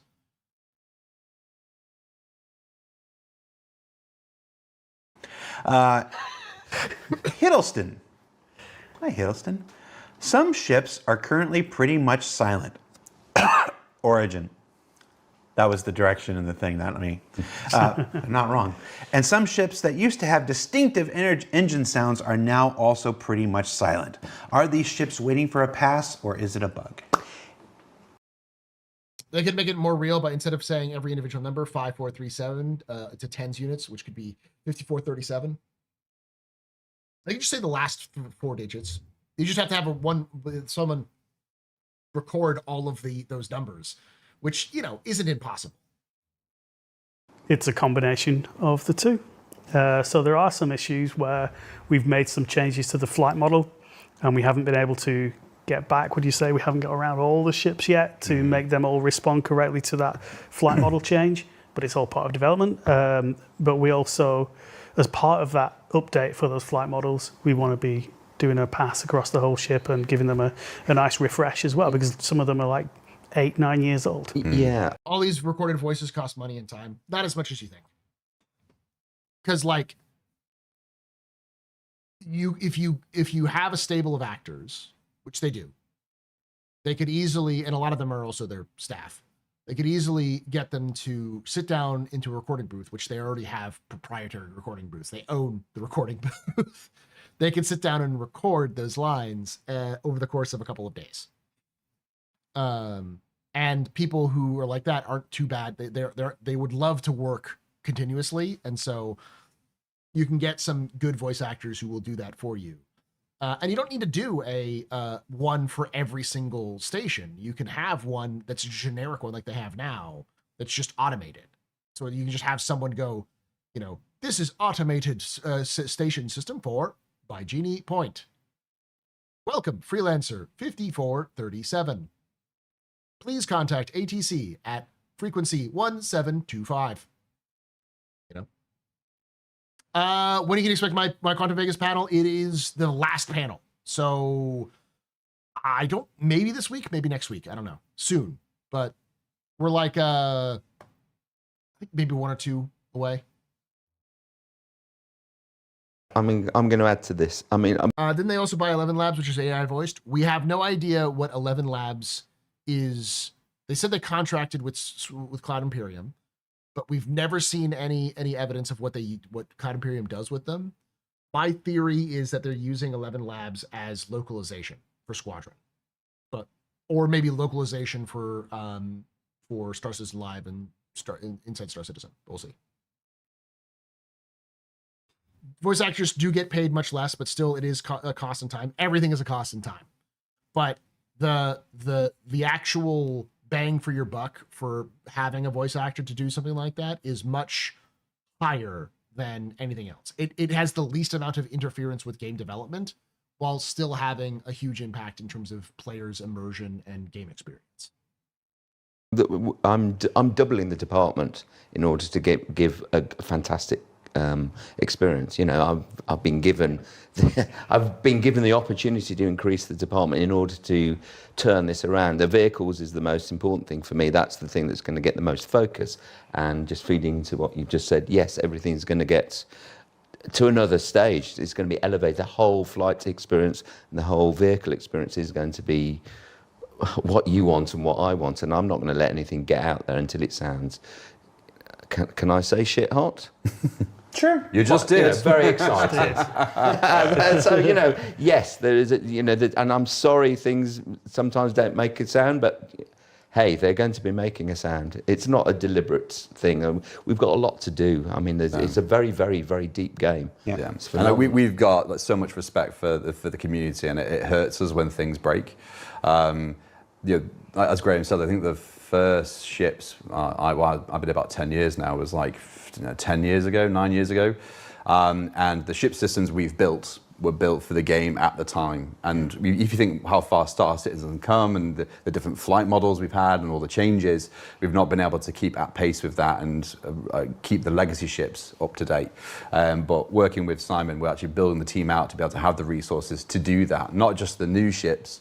It's making sure we're working on all the legacy ships, all the ships that are dearest to the heart, like the Drake Cutlass should never ever sound bad, because then we know that's really popular. But we understand that a lot of the ships have fallen below the bar that we've set and the bar that it deserves to be, and we're working hard to rectify it. Yeah. I'm gonna pause this. This is a good time. I want to get into this now. So. We keep referencing, Simon, you've obviously been here for 4 months. We referenced this presentation that you made last night. You just mentioned that we're bulking up the team and stuff like this. I want to talk about a bigger issue here. Let's just step away from that. Mm-hmm. The backlog. Legacy issues. Legacy issues. It's... Okay. Star Citizen, not just audio. Every aspect of Star Citizen always tends to be, whether it's right or it's not, very forward-looking. We are always looking at the next thing. We are always looking. It's if there's a patch, we got that next month's patch, or if there's a new ship, we got that new ship. The stuff that you guys are doing for the Kruger, by the way, I saw and another one. Yep. Another ship. Yeah, there's always another ship. We tend to fall into this trap a lot of always looking forward, because we just got to go to the next thing. We got to go to the next thing. We need to add new features. We need to add new content, stuff like this. And the backlog just builds. The backlog just builds. Tech debt begins to mount up. I'm not going to ask you to speak for every department in the company, but I'm curious about your plans to tackle your backlog. And I'm not disagreeing. Being in the entertainment business, I'd rather have actors than AI. They're more flexible, just in general.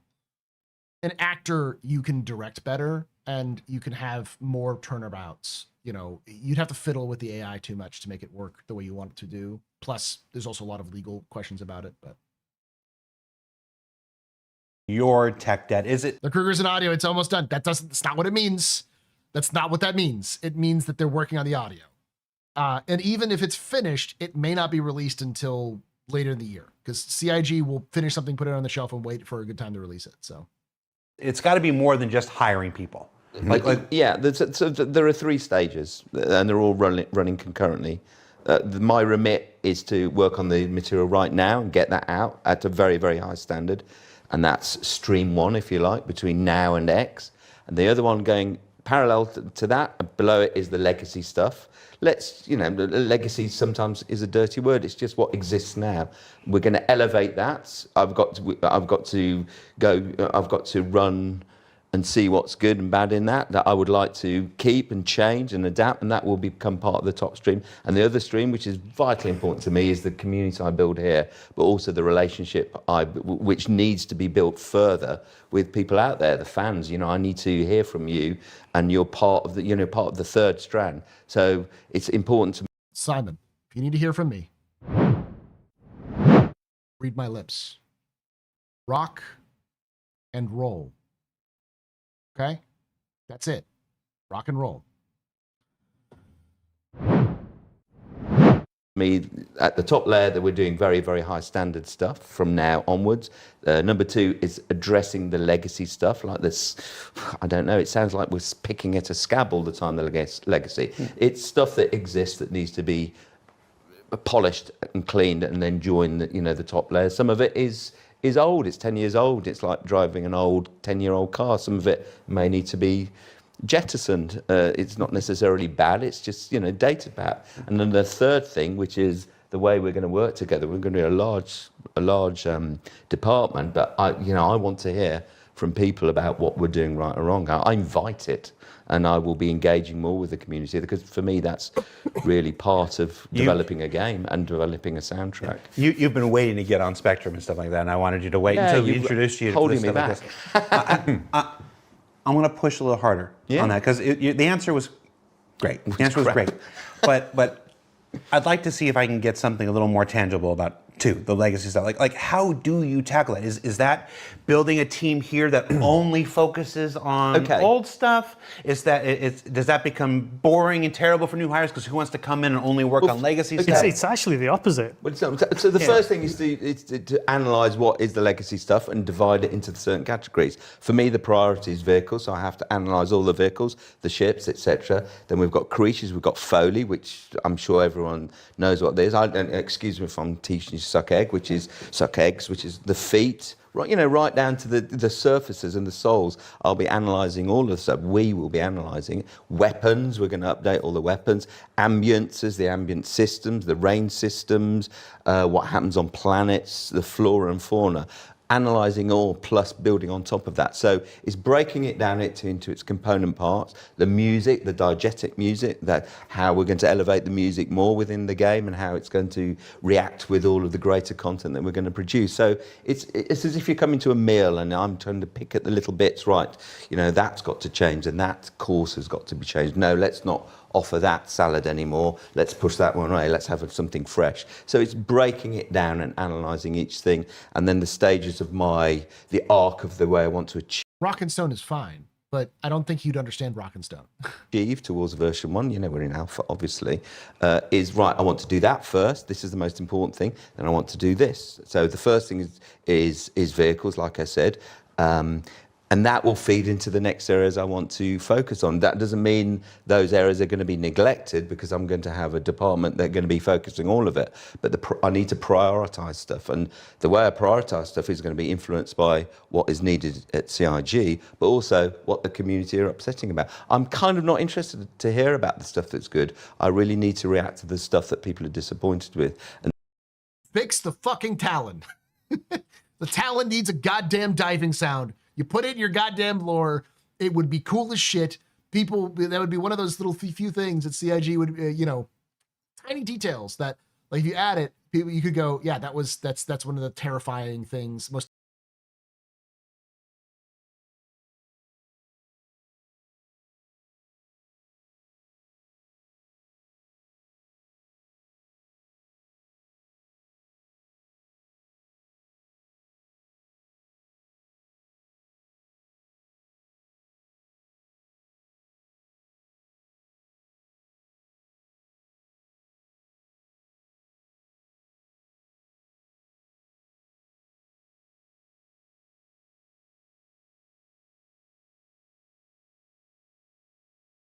enjoyed stream. My name is Paul Berserker 1 Batman Shelley, your humble host and space bartender here at the Astropub, your space bar at the end of the universe. Sit back, relax, enjoy the show. We got a good one for you. I think AI ATC is the way to go. Hearing info on each ship coming and going, serial numbers, names, warning on damaged ships, whether a ship comes there often. I don't think you could pre-record enough to make it real. Yes, you could. as somebody who's messed around with AI tools to a limited degree and it heard a lot of AI stuff that's been created, yeah, it would make more sense to do an actor than AI. You wouldn't get the AI to sound right 100% of the time, and there would be too much effort into that. It's a lot cheaper to just go through and get an actor for like a week to do some things. So. Welcome, Raiders. We promise not to bite, stab, or that's another story. The town's body could easily be reimagined to make a terrifying screech when diving in atmosphere. Yeah, I mean, the lore is that it makes a terrifying screech when it dives in atmosphere. So you just have a condition where in atmosphere, if it dives, it like, all right, hold up. Let's see if I can do this. I'll pull this up again. These first two. And the world. White bellbird. And this one I really like.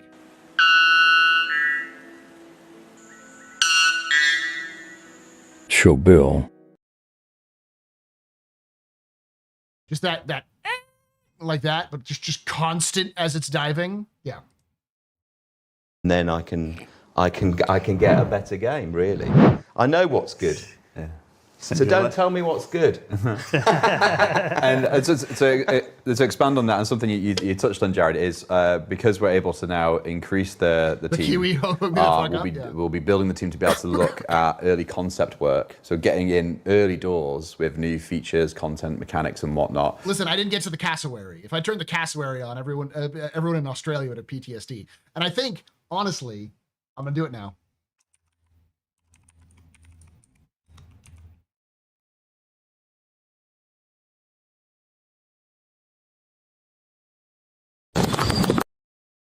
You're gonna hear this.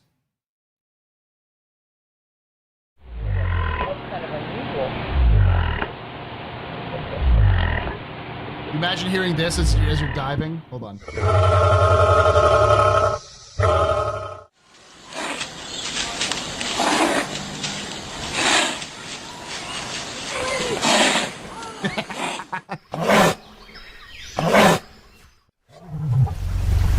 Just take all of those and mix it into one sound as you dive.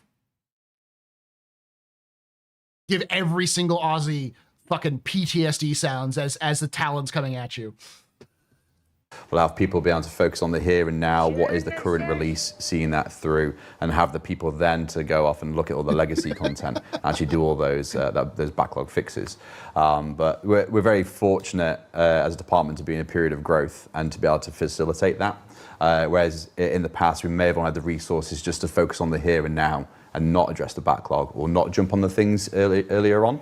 And one thing I'd like to say is that the backlog is fun, right? Because there's nothing a sound designer likes more than working on a finished product. Mm-hmm. There's all these ships that are ready to go that sound designers would absolutely love to get their hands on, given time in the schedule, to make them sound amazing. You tell me it won't change? Yes. Amazing. Exactly. You mentioned the cassowary isn't real and it can't murder me. From the sounds of things, they're hiring a bunch of new people now. Before it was basically these three folks, and now they're hiring a whole team. Foley. Bound's question here is, are there plans to improve the audio for SCU containers? It sounds like they don't weigh anything at all or are completely empty when you bump into them. Yeah. Everything's going to be addressed. The weight of everything, the weight of objects is going to be addressed. The way we react with anything in the world and in the game world is going to be changed so that it feels real, obviously, and stylized within the framework of a game. Yes, that will be addressed. Yeah, I think that's an extreme example, but when Simon first came in, he gave a demonstration of the kind of things he would want to do to the sounds of Star Citizen, and it was absolutely amazing. But the one word that I think I would take away from it was weight. It was like giving all the doors weight, all the ships weight, just giving the whole game more. For the sounds of things, they're hiring cassowaries now. That's how they get people motivated to finish the game. Chris unleashes the cassowaries on them.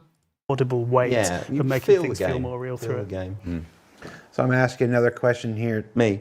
Yeah, it's for all of you. All right. So I'm going to say this one more time. I apologize for this, but this first sound right here. That's kind of unusual. What you do is that as you're tipping over, That's the sound you hear. The whoop, whoop, whoop, whoop, and then as you get towards the actual dive, that like sound as it goes going down. Yeah. Insert another one here. Downstream dependencies. Audio. That's one for you.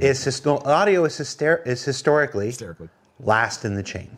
It's almost everybody else has to do their thing when you're building a new piece of content, when you're building a new asset or whatever, before you can even start, before you can really get going. You can maybe do some previs and it's like that, but you can't really get going until almost everybody else has done their stuff. And Star Citizen has a history of, well, we work until the last minute and before we kick something else. So how do you? I could see the Vietnam flashbacks happening here. How do you work like that? I mean, there's an inevitability to that sound. It's not exclusive to this company, not exclusive to this style of creativity. It happens a lot because, our visual intelligence is far greater than our sonic intelligence. And, what we see first always comes first. And traditionally, the visual element of any creative product generally comes first. And now how do we deal with it being at the end? Well, we just have to deal with it. I mean, it's unfortunate, but we don't start a game with the sound. We start a game with the vision and with the visuals rather, and we're just at that stage, and we just work alongside each other. And we're going to be working alongside each other much more, the different departments, so that we can be organic together. It is unfortunate, but that's what happens. So like the Talon, the Star Citizen version of the Stuka, it's already the Star Citizen version of the Stuka. It's in its lore. Its lore describes how the Talon, when it dived in atmosphere, made a sound that was so terrifying, it did more damage to disorient the UEE forces on the ground than the actual weapons sometimes, because people heard it in their dreams, sort of thing. When you heard it, it would ruin them. We can't really change that, and it's stressful, and we have to run at the 11th hour. But that's unfortunately what happened. That was the kind of like a neat little nod to the Stuka, obviously. So what I'm saying is take the Stuka, and instead of having it be the air raid sirens or the fans that they had, have it make it just by its natural design, have it have the little bit more of, it already has that sort of cassowary vroom to it when it's flying.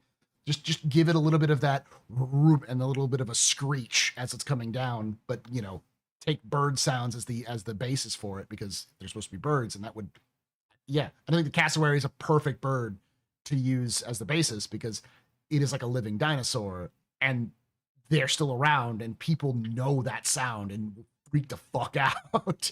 It's always a race between audio and VFX. Yeah. Or who's the last person to touch a thing. Well, the reason I was thinking about it, because the next question from Vandred says, we've received VFX passes to OMSCI 4, CF 337 Panthers and stuff, but no audio, pass on these. The VFX have changed, and now maybe the audio, I think you're suggesting the audio doesn't quite match up with the what you would expect from what they're seeing.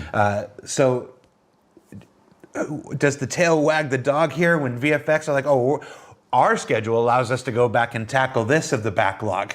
Do you now have to, okay, well, if you're going to do that, we now have to adjust our backlog stuff? How do you manage this? To some extent, yeah. We have to respond to changes in the visuals, absolutely.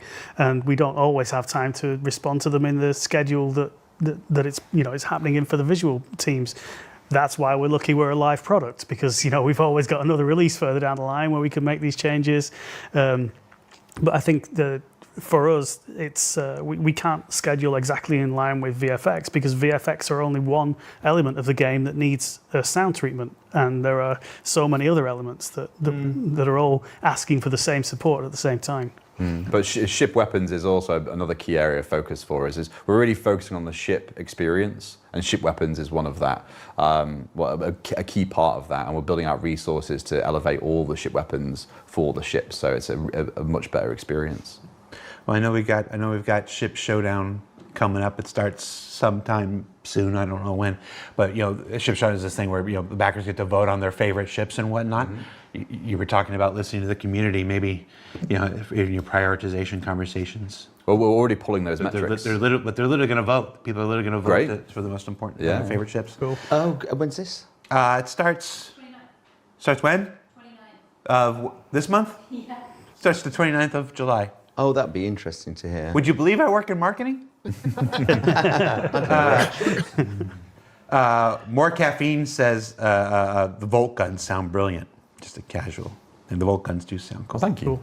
It's so weird. A lightning-based gun would sound cool, but.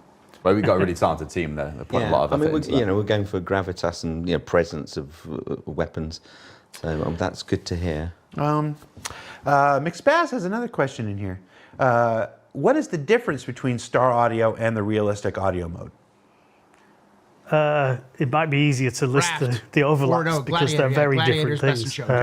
So Star Audio is effectively a kind of middleware replacement. It's not going to replace Wise, which we will always use, at least for the time being, to play back our sounds, but it's a replacement for the glue between game systems and the audio system that then allows a lot more freedom to sound designers to do whatever they want. So where existing ways of hooking sounds up to things are quite prescriptive. You might look at an animation and say, I want this animation to play this exact sound from the library.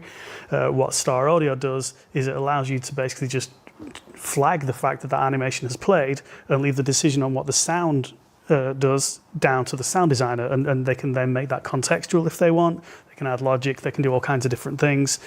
We can also do things like passing events down hierarchies at runtime. So I always use this example, but if somebody's holding a weapon on the hip and they're piloting a ship and the ship gets hit by a missile, we can make the gun on the hip rattle because the ship got hit, because there's a hierarchy that's being tracked at runtime, which we never had before with the old systems. So there's a lot more contextual information available to all the sounds, and the realistic mode is kind of a subset of that, a sort of microcosm of that whole ecosystem, which is basically listening to whether there's any audio pressure between the listening device, the ears, and the sound emission device, which may be a ship or a weapon or whatever. Yeah. It's kind of like the realistic mode is a sort of first use of what Star Audio does, or it's our use of what Star Audio does, but it's got much more aesthetic presence, I think, to the player, which is why I think it's something that people are very interested in. But Star Audio is the tech behind that thing. Vibration's a pretty important aspect of sound. It's one of those things, like, obviously anybody that works in the industry, I said it, and all three of you nodded in exact thing, but because it's not a thing that most common folks ever consider, just how important vibration is. It's hugely important Go home and slam your kitchen door and listen to what happens to all the stuff on your shelves and in your cutlery drawer and all that kind of thing.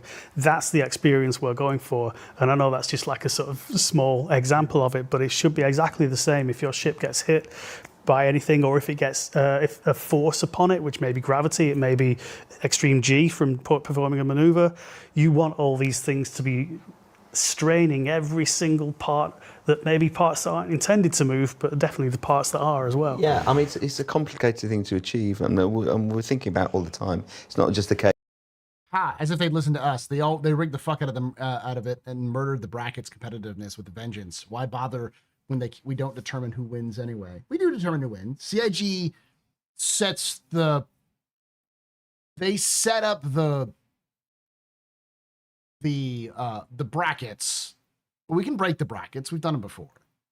But we'll see. Case of just adding metal rattling or a bit of low frequency vibration.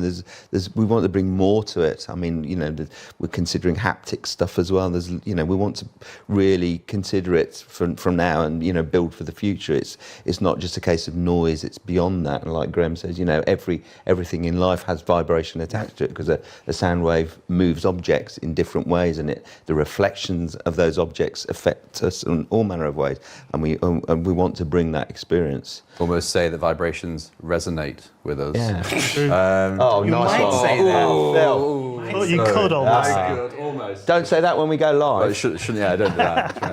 But I think a big part of it is action and reaction. Like we can do all the cool sound design in the world and put it in the game, but it would only really give you so much level of immersion. It's more about how does that sound propagate in the 3D space and how does that affect everything else. So this inheritance system where it allows impulses to be passed from an event to everything that's connected and have that all have appropriate vibrations, down to the tightest zuzz to the big flappy vibration stuff, will really just be... Yeah. That's your big immersion. Well, yeah, silver bullet. it's going to right there. affect everything. It's almost like a force that surrounds us in the universe that we can't see. But you know, it's to pardon stealing from another title, but fundamentally, that's going to affect the way we perceive the audio is with this vibration system, and coining it as a vibration system is almost slightly inaccurate. It's almost limiting, because what we're actually building is a resonance system, and it's not just about making things vibrate because other things that they're physically connected to can vibrate.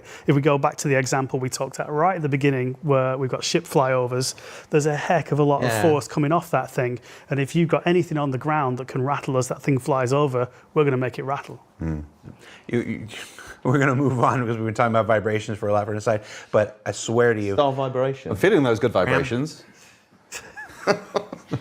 One more, and I'm going to choke you out, Phil. Sacral vibrations, what are we doing? I choked Alberto out earlier in the year, and it's been an emoji on Teams since then. Do it. You literally sat down today and weren't in that chair for 30 seconds before you started clinking your soda can on the table. Go to the 3-shot. Give us a live demo, Graham. You can take the audio guy out of the audio room, but you can't take the audio out of the audio guy. Shapang. We're going to use that sound. Vec says, Use it. or asks. No, he just says. I don't think there's no question here. Local ambient sounds at locations are awesome, but I feel like the game lacks large-scale ambient soundscapes. It would be awesome to be on the outskirts of a city and hear the hustle and bustle in the distance with traffic, sirens, speaker announcements, etc., or to pick up background radio chatter when approaching a spaceport or space station. He has no question here. But it would be awesome, and we do agree. If it were a question, no, I mean, gosh, that's more complicated than these question would suggest. Yeah. Because I mean, when you come away from a large area of noise like a cityscape, I mean, what do we want to hear? If we're travelling around it, do we want to hear the sirens? I mean, there's so much different propagation, echo, and reverb going on there. Yeah. Without it sounding like mush or just noise. I mean, it's an interesting consideration, and of course we would consider it, because when you pull away from a cityscape, you need a sound. But actually, how we focus on that is complicated, because it's we would deal with it in a linear way, in a different way we would in an immersive way in a game. So I mean, I haven't really thought about this yet. It's almost where you tackle it like LODs, but at distance. So when you're at 0 point, when you're in the point of interest, like Area 18 or Lawville, a lot of the stuff you'll hear is bespoke and discrete. It's coming from 3D emitters or volumes we put down there, or it's attached to a ship that's flying by. So everything's of the space of what you can see, hear, and feel. And then when you're at mid-distance, we can take that and put in designed content that is like a consolidation of that, and then scale it of what it would sound like at distance. Yeah. But Graham's worked on grouping systems and stuff, where we can take, if you've got 3 sound sources, it will know they are the same brush or the same sound source, group them together, and then allow it to switch to a group sound verse of that, rather than 3 discrete sources. So we can leverage technology like that. Yeah, so one of the features in Star Audio is this ability to basically convert a sound that's too far away from you to be heard into a statistic that feeds into another sound. So if you think of the city, then you might have lots of vehicles moving around in there, like you say, sirens going off, all these kinds of things. And we can use those statistics without playing all those sounds and creating cacophony. We can use them to decide what sound we should play in their place. Because we have to make choices. It's not just a case of when you pull away from an environment, we're going to just roll off the top end. And what pirate ship did the new guy arrive on then? The 5 a.m. one. Give you reverb and make it mushy sounding. We've got to actually pinpoint which are the POIs which you'd want to be sustained orally out of that environment, and then we'd have to respond to stuff that's giving lights or movement. I mean, it's difficult. It's an interesting question because the challenge is quite difficult. Tie into time of day and all that kind of stuff. Yeah. All right, so we've got roughly 10 minutes left. There's a couple more questions I want to get to, so let's see if we can't lightning round some of these. We mentioned Atmos earlier. Cabbage says, will there be options for stereo, 5.1, etc. in the game? Like they can just set the different. Yes. Already are, right? Yeah. So right now it's fully automatic based on what your PC is set to. Effectively, we have some reports that doesn't work, and in development now we have the ability to just choose what you want from a drop-down menu, and that I think it just needs an integration, so it should be something we can get into the next release. We'll say one of the next releases. One of the upcoming releases, next release, just because I've worked here for a long time. Yes. Okay. Next major release. No. Are there plans? This was also from Bound. Hey, you got two in there. Two in. Are there plans to replace the footstep sounds? It sounds the same almost everywhere and does not match the ground and floor often. Good question. Yes, absolutely. We're going to replace as much Foley as I see fit. I wanted to have weight, correct resonance, the correct surface, the correct soul. And yes, that is a definite. That's one of the systems, like I said, I'll be looking at. This issue is compounded by a bug that I happened to fix just the other week in a development stream where the materials. Graham. Yeah, it is convenient, isn't it? The materials weren't being picked up correctly from the render mesh, so we are now probing the render mesh correctly. We know what material we're on. That fix will be coming in an upcoming release. Okay, there you go. In an upcoming release. But because I'm here, it'll be coming quite quickly. Yeah. So you won't have your feet sounding like you're walking on a piece of cheese. It's not cheese, it's metal. It'll be Metal dense is everywhere. Somebody in the chat, Bluesmanx says, we talked about all the different alarms for damage states and stuff. Like, Jared, ask them about self-destruct audio alarms. Dare you? Do we still do self-destruct? We did it years ago. Yeah. I don't think they play anymore. But you got that classic Star Trek thing where you set the self-destruct, and you just got this ship will self-destruct in. Although we don't make them wait like 5 minutes to self-destruct their ship, so an audio alarm for that is going to be pretty quick. But we should resurrect them. We should, shouldn't we? Yeah. We should. Well, people are paying good money for these ships. Why would they want to blow them up? Exactly. Why would they want to destroy them? I mean, it's one of those things. I wouldn't mind. If you do need a voice for that, like that's one of those ones I wouldn't mind to volunteer. Just like if somebody sets it up and you just hear my voice screaming through the noise system. Hopefully, asshole, gonna blow the ship, run! Only if it's in a Cockney accent, Jared. Yeah, do your Cockney accent. No. Oh, Miss Poppins! Oh, no! Poppins. That's my self-destruct voice, and I've now offered it. And you freely eject to the with an community. umbrella. You can set it to voice attack or whatnot, and when you use your self-destruct, you're welcome to play that. Okay.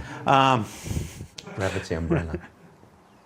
I'll use my one swear. I got to be on the watch for the next few minutes. Viper says, currently the sound of a Polaris or an Idris hovering over the ground is almost silent. Will we see improvements to this aspect of audio as sometimes we walk outside a location and there's just a big hovering Polaris and I didn't even hear it because it was almost silent? I mean, this feeds into the engaging with the flybys. No. The short answer is yes. Yeah, we were talking about it just this morning again. Yeah, but we obviously the weight and but I mean, feed more into that question. Yeah, we need smarter ways to tie into that context. Yeah. So you get the whole kind of brown out, white out, hovering experience, but in a way in which it is not paralyzing if loads of people decide to hover around where you are on an outpost or whatever, and it's just completely dominating. So we need to be smart about how we do it. But you absolutely want to hear the weight and presence of that above you. Yeah. Plus the war horns. Yeah. Womp womp. I don't want this all to be about yes we are. This is one where I can say no. Bluesmink says, love when I have to force Jared to ask the question that needs to be asked. You know, you force me nothing. I do what I want. There we go. You want to say something? No? Yeah. Should I ever ask another Bluesminks question ever again? Nope. There you go. Done. A well-balanced interview. Great community engagement, Simon. I can't ever ask a question. Jared will never say my name on stream. What's wrong with your name? Bindi Rover? Oh. Well, you said it. You fell for it. Intentionally. I wish that was a bit. I actually did fall for it. Did you? I wish that was a bit. Well, you've used your one swear now, Jared.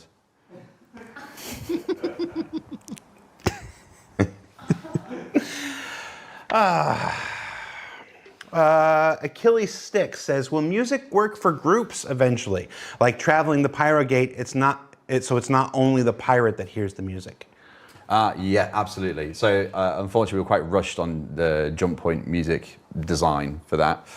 Jump points was a whole thing. Ideally, the music experience should be for the ship and all the occupants inside that ship, because you're all experiencing that together. But I think at the time we had to tie it to, are you flying the ship? I think a lot of the logic is associated with the ship pilot, and then like anyone who is a passenger is both, you know, actually a passenger and, you know, metaphorically as well in this sort of sense. And I think we just need to be able to figure out how to hook them into that. Yeah, we've got future improvements planned. They'll come in a release soon. We can probably fit 2 or 3 more in. Sheep Just Got Real says, are there any interesting stories behind the creation of some of the sound effects used in the verse? I've got one. Yeah, you got. So, because I've been here for so long, I've been very fortunate to have... It's been 84 years. I've had 2 beautiful children. Well, not me, my wife has. But I took the heartbeat of their pregnancy scans, and I put my eldest son on one of the hospital monitors in one of the hospitals. Where is that? I'm not sure which location it's in. And then the younger baby, their heart beat is on one of the other ones. So they live in the game, which is pretty cool. Cool. I like he said, I have 2 beautiful children. Oh, well, no, my wife does. you don't... No, she gave birth to them. I didn't have them. Like, she did all the hard work. And lastly, I lost it. There it goes. Warhead 64. What can the community do for you to make your job easier? Tell us what you want. Communicate with me and us. You're going to get so much communication. I don't mind. I want communication. It's a two-way street. Yeah. It's a two-way pipeline. So, yeah, communicate with us. Reach out to us. I'm here to... I'm going to have to write a Spectrum post, chat, on the Talon. It's going to be the most, like, petty shit imaginable. But yeah, we're going to talk. I'm going to write a post to Simon and be like, Simon, I know you're newer to the community, but Dave wrote this Dave and the community team wrote this, or the writing team wrote this fact about the Talon, and that it's the Stuka, and I'll find the link and post it, and it's like, here's the location, you can find it, find the information. Could we get some sort of really cool bird-like screeching sound for the dive and atmosphere? Make a video. I mean, it would be 5 seconds. It wouldn't be very long, and that might be a good short. But like, I think it's a good post on Spectrum to at least tell them that.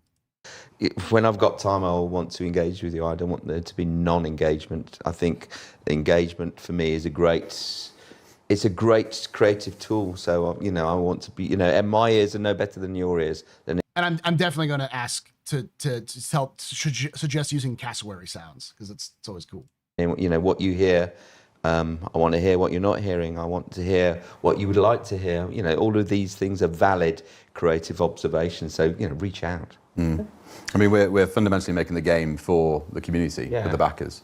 As we're building the team, we're going to be putting more time into being on Spectrum and listening to what they what they like, what they don't like. But I would ask, please do shout about any audio issues that you come across, because a lot will swing past us and we won't catch them. Even our talented QA team won't catch them because we can't test every context there is. But as soon as there is an issue like a ship stops making a sound, if we've not caught it, please just shout about it and we'll get onto it. Bugs, you know, we're not deliberately planting bugs. Bugs are an inevitability of development. You know, we're in alpha. We you know, it's a deep game. I mean, you know, we will fix things all the time. You know, we're there to fix the bugs and make things better. We're not making you trip up deliberately, but yeah, obviously, like Phil says, you know, reach out. But we have, you know, a dedicated QA, and we've got a department. Has anything supernatural ever happened in Star Citizen universe? Yeah. Nothing confirmed, but yeah. There's the Hades cryptid. There's plenty of ghost ship reports, plenty of ghosts.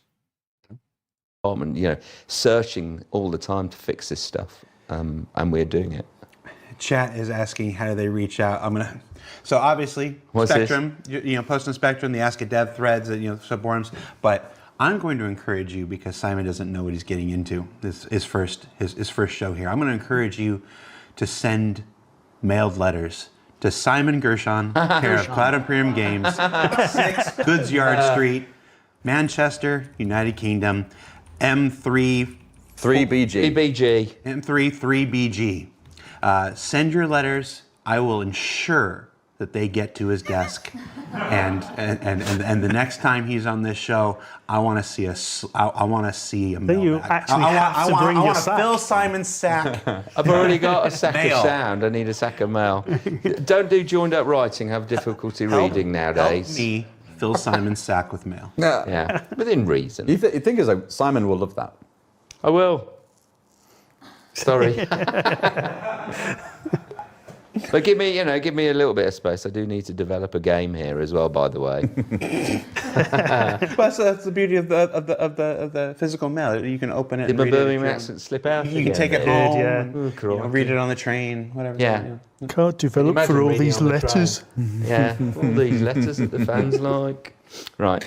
All right, I'm gonna ask. That's not the end. That's the end. That is That's the it. end. Congratulations. You survived your first SCO. Oh, it's fun. I told you, Bill. I've never lost a developer yet. That's not exactly true. but you know, overall, my track record's all right as far as people going back. Usually they yell at me, not the people who were in those chairs. I'm gonna do one more thing though. I'm gonna do wee woo sounds. We got ships. We got like Terrapin medics. We got Cutlass Blues. We got the Apollos coming before the end of the year. Wee woo sounds. Confirmed. Sirens. Oh, what? Get some siren sounds. Sirens, yeah. Be able to. Should we pop one in somewhere? Just for you. When's your birthday? What's your address? I won't tell you where I put it. Yeah, but it just you know it's always I'm you know we're trying to get you know the flashing lights and everything on the police vehicles and the medical vehicles and whatever. But flashing lights only take us. All right. Only take us. A star siren. Yeah. Star siren. That'd be cool. For Jared. Tie into VoIP and get like a megaphone on the front of your ship. Are we going to commit to this? Yeah, why not? Yes, Let's do it. we will. And Do it'll it. come into a patch quite soon. Quite soon. Soon, yeah. There are days I love my job. Smile of a... By the way, just because the Apollo's coming out doesn't mean it's going to have any of the features that people want. Like the drone probably won't be there. It'll just be the modular interior. Happy person. All right, folks. That's it. Thank you for watching Star Citizen Live. Don't forget that Ship Showdown is coming up. When does it start? 29th of July. 29th of July. It's your chance to do a bunch of like arts and crafts things. Sometimes people sing songs. They had a song about, what was it, the Pisces? It was a Pisces song a couple years ago. They made everybody listen to that in the office pretty frequently when that happened. So if you don't have to do that one. I wouldn't be surprised if drones got removed. No, they wouldn't be removed because drones are still being in development. We know drones have been in and out of development at CIG a couple times, at least. So based off of activities inside CIG. They've started working on drones, probably for Squadron. And we know that drones are part of the building for base building. So it's just a matter of getting them to work in control. That's it. But you can do the other stuff. You're welcome to do the other stuff. But I didn't make my video for Ship Showdown. I will. I'll do one tomorrow and send it in. But I gotta talk to other folks to see if I can't get a team together of machinima creators to see if we can't do the Gladiator video that I was thinking about. But we'll see. It's your chance to vote for which ships are most popular, and then we do a big Sweet 16, a Final 8, or something like that, and then you can vote, and then they get cool paints, and the ships come back for promotion stuff and everything. It's pretty cool. It's one of the more fun things where the agency is entirely in the hands of the community. So keep an eye out for that. There'll be a post with all the rules and stuff like that when they do that stuff. So for Star Citizen Live, I'm Jared. That's been Simon, that's been Graham, that's been Phil. Thank you so much for taking the time Thanks towards for the end of having the week, us. for being here. Thank you. And yeah, we'll see you next time on Star Citizen Live. Around the verse. No, we don't. Around the verse. Around the verse. Inside the round the verse. Inside the around the verse. No. Thank you, Jared. Yeah, we're voting Gladiator. As always, Nancy, I can get you that one. Let me pull it up.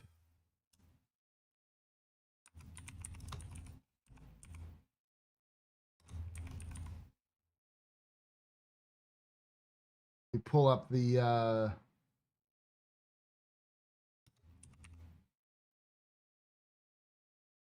song. I'm gonna get to the right point.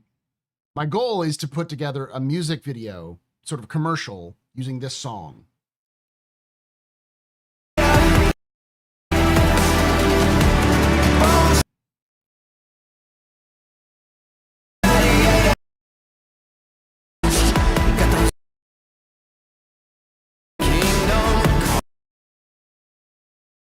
Right.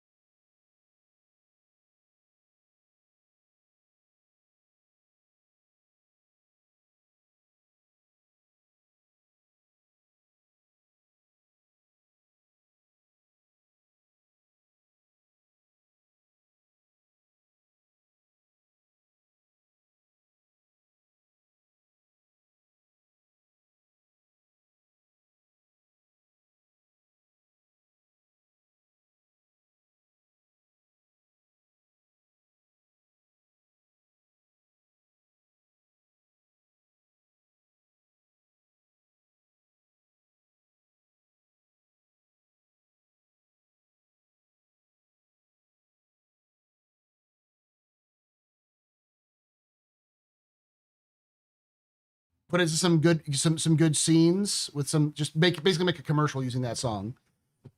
Is that Dr. Lupo's intro song? I didn't know that.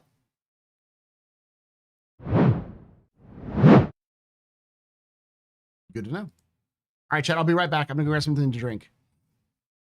But yeah, plan to do that.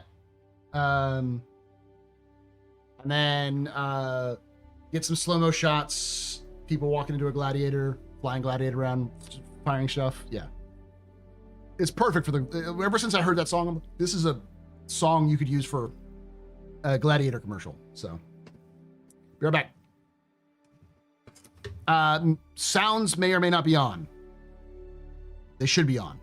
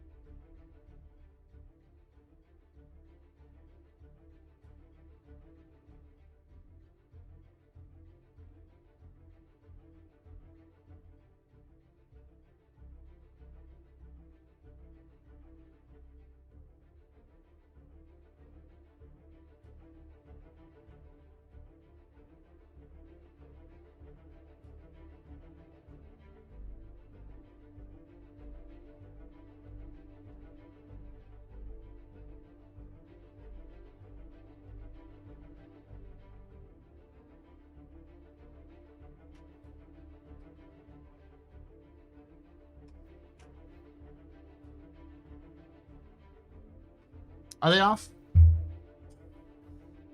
All right, let's see whether or not, if they're not working. So.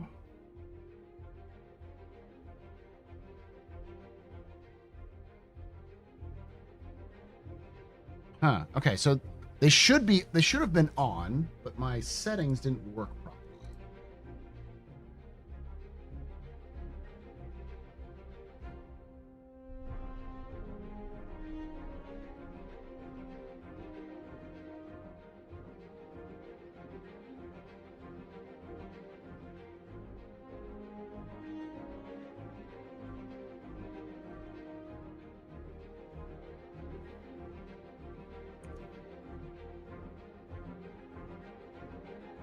Okay, I just had to pull up it on the stream deck. Should work now.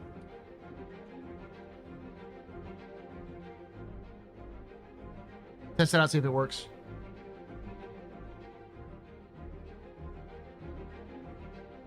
I love democracy. Did it go through?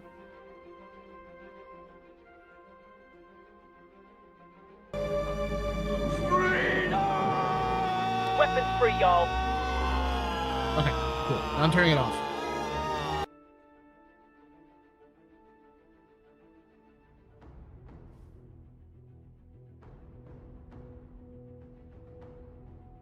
So waiting for that gun-based capital ship. I think it's going to happen after they catch up with a lot of the stuff they're doing.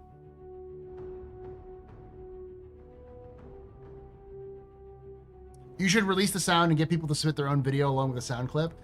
I mean, I'm talking about something very simple. The way that I would storyboard this out is simply have the beginning of this music playing and have somebody walking on a Idris in their Idris deck towards a gladiator. As the song builds up, you have different angles of them walking. You have them climb into the cockpit, and when the music really kicks, you have them take off, and then you cut to them in combat, and you just have some great cinematic shots of them in combat, firing torpedoes, shooting down, buccaneers, and maybe blowing up a Polaris or something like that. Yeah. You're making some machinima soon. It's just more if I want to talk to other people in the community and see if we can't do a commercial for the Gladiator to help it for Ship Showdown. Because I've got the music perfectly fine. It's just a matter of getting people who are better at capturing footage than I am, Star Citizen.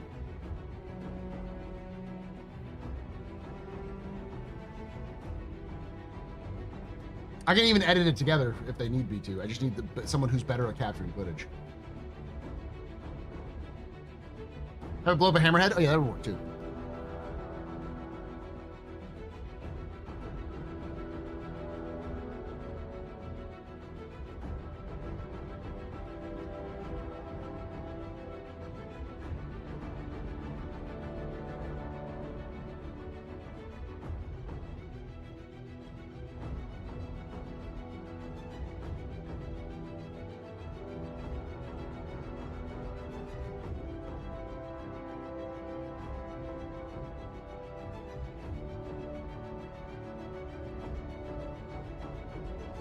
I can talk Wiki Wiki, yeah.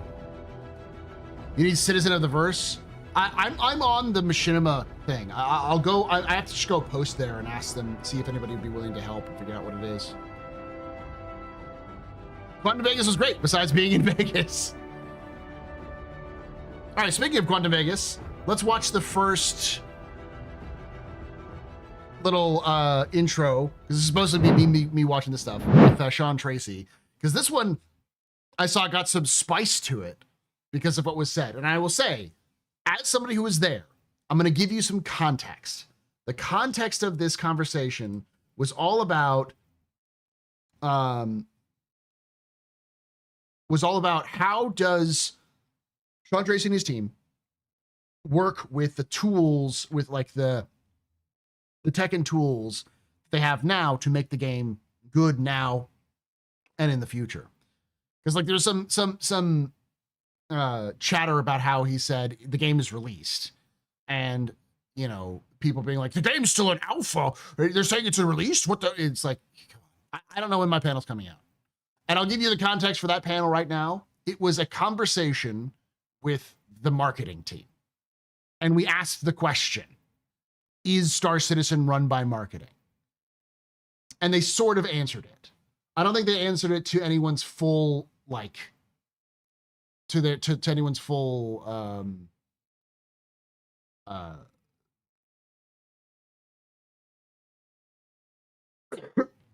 they didn't answer it in a way that I think everyone will like it, but they answered it in a way that, at least I interpreted and clarified with them about a little bit on this later, was that effectively CIG is not a company of 15 people in a shoebox. It's a company of 1,000 people. So they're going to make some decisions over making money in order to keep the lights on, which is something we all knew was going to happen. So marketing doesn't make all the decisions. The person who makes all the decisions is Chris. And so while Sandy is in charge of marketing, Chris is still the final arbiter. And literally Sandy and Chris like live together. So they sort of have that conversation.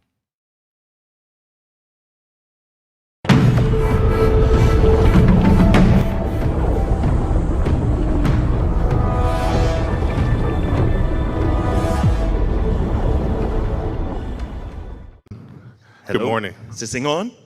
Yeah, great. This is early in the morning. Hi, everybody. I feel like I start to make more noises as I sit down as I get older.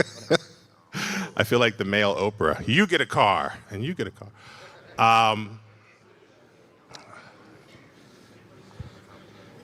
First of all, let's take a moment, even though folks can see your title. Even if I turned them down. On the program. I want them to be louder than me. When they signed up for their ticket. Yeah. Why don't you tell them a little bit about who you are and what you do? Sure, and super happy to. And if I get... Yeah, also, what does it say when you upload a video in the games tab? It depends. It's changed. I've seen it say 2025. I've seen it say, as Mike said, 2017. It doesn't show up at all. You see if I'll pull up a random video right now. Okay, go live, not go live.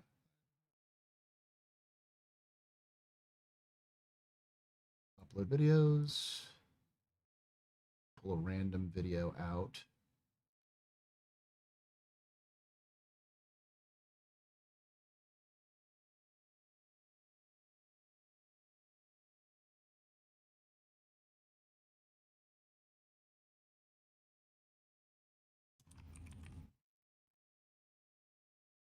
It does say 2017. Mike's right. It does say 2017 right now. But that's recent. I've seen it in the past where it has no data whatsoever when you tag it.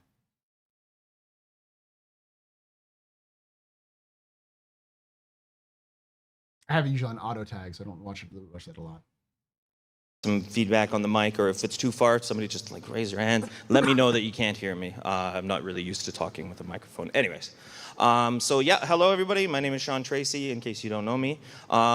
Actually, my title's changed since that. So I'll announce my promotion, anyways. Now I am now. Oh, hold on. I am now Chief Executive Officer. No, I'm just kidding. Of course not. I was like, really? Not. Are you fucking joking? We want to break news here at Quantum, but No, so it's Managing Director of Technical Operations. And what it is basically myself within CTG with Benoit, with Marco, run the entire of the technical department. So it's basically engine, tools, networking, all the stuff that goes on behind the scenes that isn't part of a feature team or a dev team happens within CTG. So the three of us will be running that entire department, which is quite a lot of engineers and quite a lot of interest coming into that team, definitely. Oh, that was good. So that's the signal. I like it. Great. Thank you. I'm really not used to it. It's great. And I'm a hand talker, so I go, and then, you know. Sorry. Thanks. so Sorry, I didn't even answer your question. no, you did. Title. You did. You did that. And one of the questions that we had was, you know, it's been a journey. Yep. I mean, you're only 22, but And full head of hair. but it's been a journey. What was the journey like to go from getting into, because people think all the time, how do I get involved Yeah. in something like this? How did you get to this place? Yeah, and I think, you know, a lot of people you'll talk to throughout the industry all have very interesting onboarding experiences, basically. Everybody's fairly unique. It's changed over the years. You know, now there's a lot of schooling in place that people can take and get into programs that actually help them make games. But when I was coming up, and I sound so old, but it's not really even that long ago. That is New Soul in the back. New Soul was our audio team. The early 2000s anyways, there wasn't a lot of courses or things like that around. And actually, I hadn't expected to be game developer at all in my life. Sean's also right. Like, I remember when I was growing up around that time period, I'm a little younger than Sean, but not by much. And those of you who are old may know this as well, but like, the idea of game development is a fairly new idea as a profession.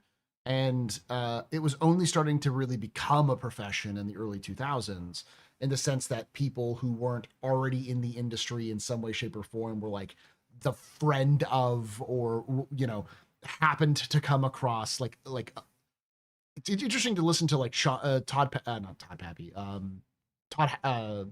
Howard, his discussion about how he got into the games industry and how a lot of it was old school door knocking. You'd go up, you'd find out which company was hiring and which company was doing what, and if you liked them, you'd walk up to them, you'd give them your resume, and just, if you made stuff, they would use that, and they might work for you. But there was no like, you couldn't go to school for game design in like 1998. that didn't really exist outside of like technical colleges. So. Was never a thing that I had expected to do. I loved games. I was always opening up, you know, one of the first editors I opened up was like Neverwinter Nights, you know, messing around with scripting and things in there, just for fun though. Like, it was just to make my imagination come to life on the screen. So I ended up joining the military. Long story short, I went to Afghanistan and served. Thank you. Thanks. Thank you for your service. Oh, thanks. Appreciates. But in Afghanistan, I was injured. Got hit. There was a small strap. There's a big scar on my neck, and I don't know. A lot of people don't know about it or even notice it. But it actually put me on medical leave for the military, and that's when I started making games. I was so bored on medical leave within the military, because you basically aren't doing anything. So I literally. So you had a great back speech about early game. But that's my point. It's like, Sean Tracy was in that time period when game development actually became a profession, when you could go to school for it, when you could decide you wanted to be a game developer when you grew up, and that kind of thing. Because games in the 90s existed, and I hate to say this because I know my audience, and I know most of you were already my age in the 90s, maybe a little younger, but you know, you knew this. Like, the people who played video games in the 80s and 90s, were like teenagers in the 80s. So like the 90s were sort of this Wild West period in development in general, not just gaming, but with like computer development, and computer technologies were seen as a fad. For those of you who are younger, who were born after the 2000s, for the longest time, people legitimately thought that computers and home computers was a passing fad that would blow up and go away, and video games would never come back, especially after the video game crashes in the 80s. Like, it was not taken seriously until the .com boom of the late 90s.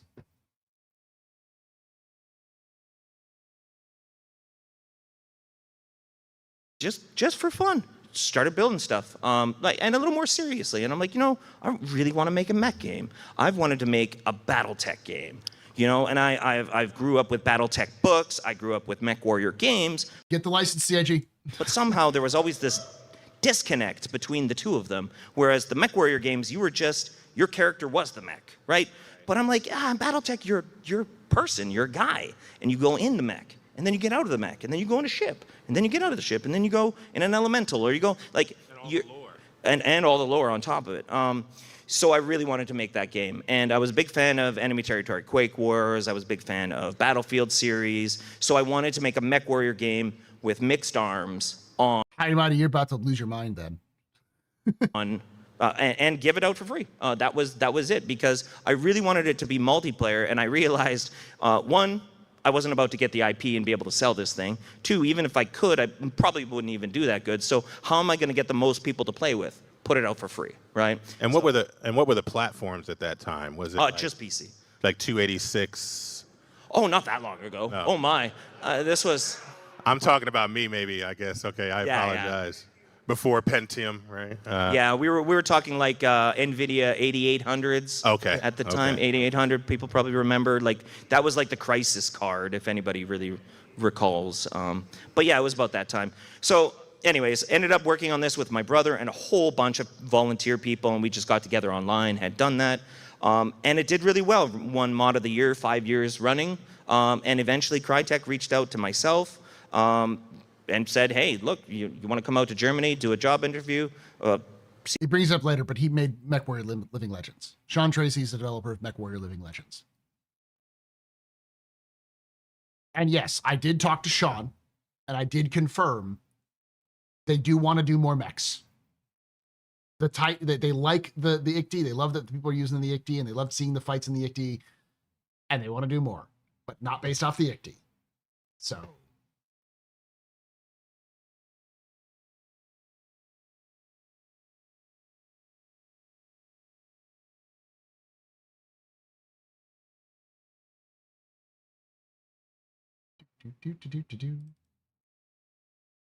We're still here. Where are you?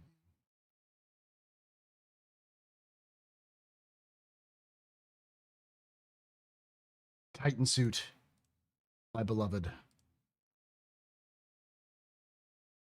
It is still coming, chat. This is still coming. It will arrive. It will arrive. It's a Squad 42 asset, which is the reason why we don't see it. See what it's like out here. And I was in the military at the time, and I'm like, game development or military? It's like, yeah, I'll be right there. So I flew out to Germany, had never been there. Went with my wife, had the interview. Was so nervous. Oh my goodness. I remember late in my high school career, one of my high school reps was pushing a game maker program in a brand new program in 02. Yeah, that's what I mean. Like, I remember in those early days when, like, you had some arts colleges were doing them biddies. I hope the SC mechs make more engineering sense than BTs. Yeah, it is as though they never heard of Hull Down. Never heard of Hull Down? I don't know what that means. But yeah, no, they do. I mean, they're the size of ICTs, so like they're going to be no bigger than we see with the ICTs. They're basically exosuits, exoskeleton suits. But even Sean has admitted to calling them mechs now. So. And Crytek interviews were really rough, just to give you an idea. Since we've got lots of time, and I'm going to talk my face off on this one, it's like a super gang-up interview. It's like a 6-on-1 kind of thing, or a 7-on-1 kind of thing. It was really, really hard. So essentially how we do bunkers and the missions now. Yeah, exactly. So yeah, and they offered me a role out there on the engine team, and basically took that. Now there was a whole bunch of months and things to get out of the military. It takes forever and all that kind of stuff. But yeah, they moved me out to Germany, and that's how my game development career started. And once I was in the door, I was like a kid in a candy store. It was so much fun. Spent lots of hours, lots of free time. Turning your passion into your job is a great and exciting and fun thing. But there's some long-term stuff you got to look out for that I wish I would have known earlier on, because you can burn yourself out on it. The thing you love so much, all of a sudden you do 24 hours a day for like 11 years, straight. That can bring it down over time. So what you got to do, you got to temper it. You got to make sure that you're working on stuff that's super fun on your own time, and then on sort of work hours, you're getting the emails done, getting the meetings through, getting the plannings done, but save your fun stuff for the fun stuff, right? Yeah, I think that's a big takeaway for people. Yeah, it's something I wish somebody would have told me, honestly. Hold that as a tank term. Hole below a hill with only a turret poking over. Need good depression on the turret. Okay, I get that. Yeah, you can do that, but what you need to do with that is you need to have articulation with the arms. So like, if you had on the other side of a hill, you had basically like kind of like how soldiers use trenches. You just be able to move your arm up or the weapon up, like gun tank style, where the weapon's actually by your head. You just need to be in an area to fire. Or just even mentioned, chasing your passion is amazing, but chasing it to a point where you're just destroyed is too much. No good, right? It is too much. So you've got to temper it a little bit, but also be smart about it, right? Save the fun stuff for the fun. Not even articulating spines, just having your arm have this sort of motion here, because or raise up and extend. Because if you have all of the targeting sensors, say in the chest piece where the cockpit is, or in the head where the cockpit is, you probably don't want it in the head. I don't like mechs with the head. I like mechs with the control pieces, the chest piece. That's maybe my Gundam, where like the head is just like the sensor data. So you have fat man, tiny head kind of syndrome, but you just need to have it so that it would you could like stick it over the top, and then you would just aim through your targeting systems, which are harder to hit.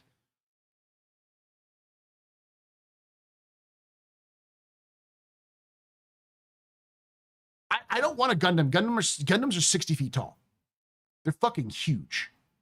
Like they're what, 6, 7, 8 meters tall. I don't know, it's more than that. What is 60 feet? I remember doing the conversion. 18 meters. Yeah, they're like 18 to 20 meters tall. So they're huge. What I want is something between 10 and 30 feet.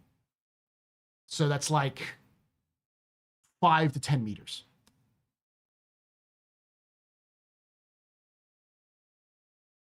The sensors in the head. Yeah, that's what I mean. The sensors in the head. And you can make a tiny head.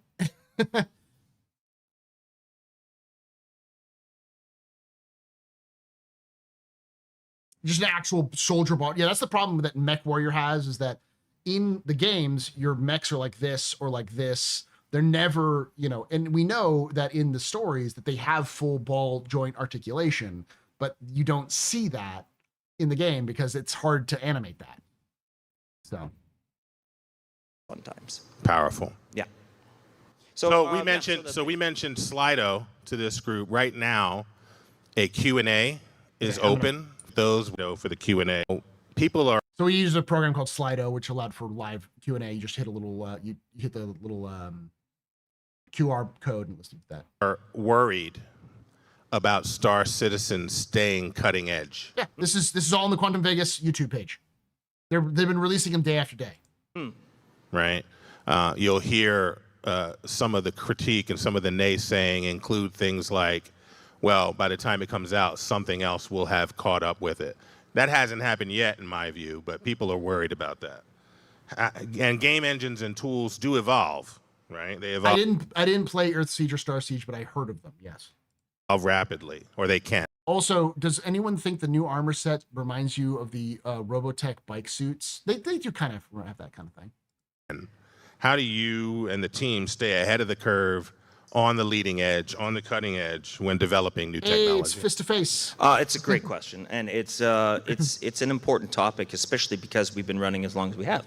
And the reminder I would make is that we are out, right? You guys are playing it right now. See, people got mad about this, but this was in the context of, and I'll give you the context before anyone loses their fucking mind. If you all have questions, and enter questions on Slido. People are worried about Star Citizen staying cutting edge, right? You'll hear some of the critique and some of the naysaying include things like, well, by the time it comes out, something else will have caught up with it. That hasn't happened yet, in my view, but people are worried about that. And game engines and tools do evolve, right? They evolve rapidly, or they can. How do you and the team stay ahead of the curve, on the leading edge, on the cutting edge when developing new technology? So basically, the question was, how do you stay ahead of the curve with the game engine as it is now? Right? That was the context of the question. And the answer that Sean says is, we're out now, meaning you can play the game now. He didn't say the game is out of alpha and released or whatever. He said the game is out where you can play it.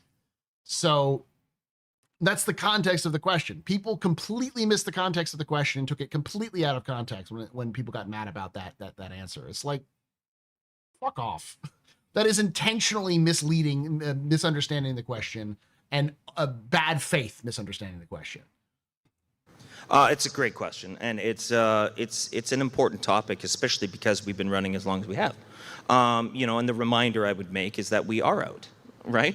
You guys are playing it right now. We have maintained. That's what he's saying.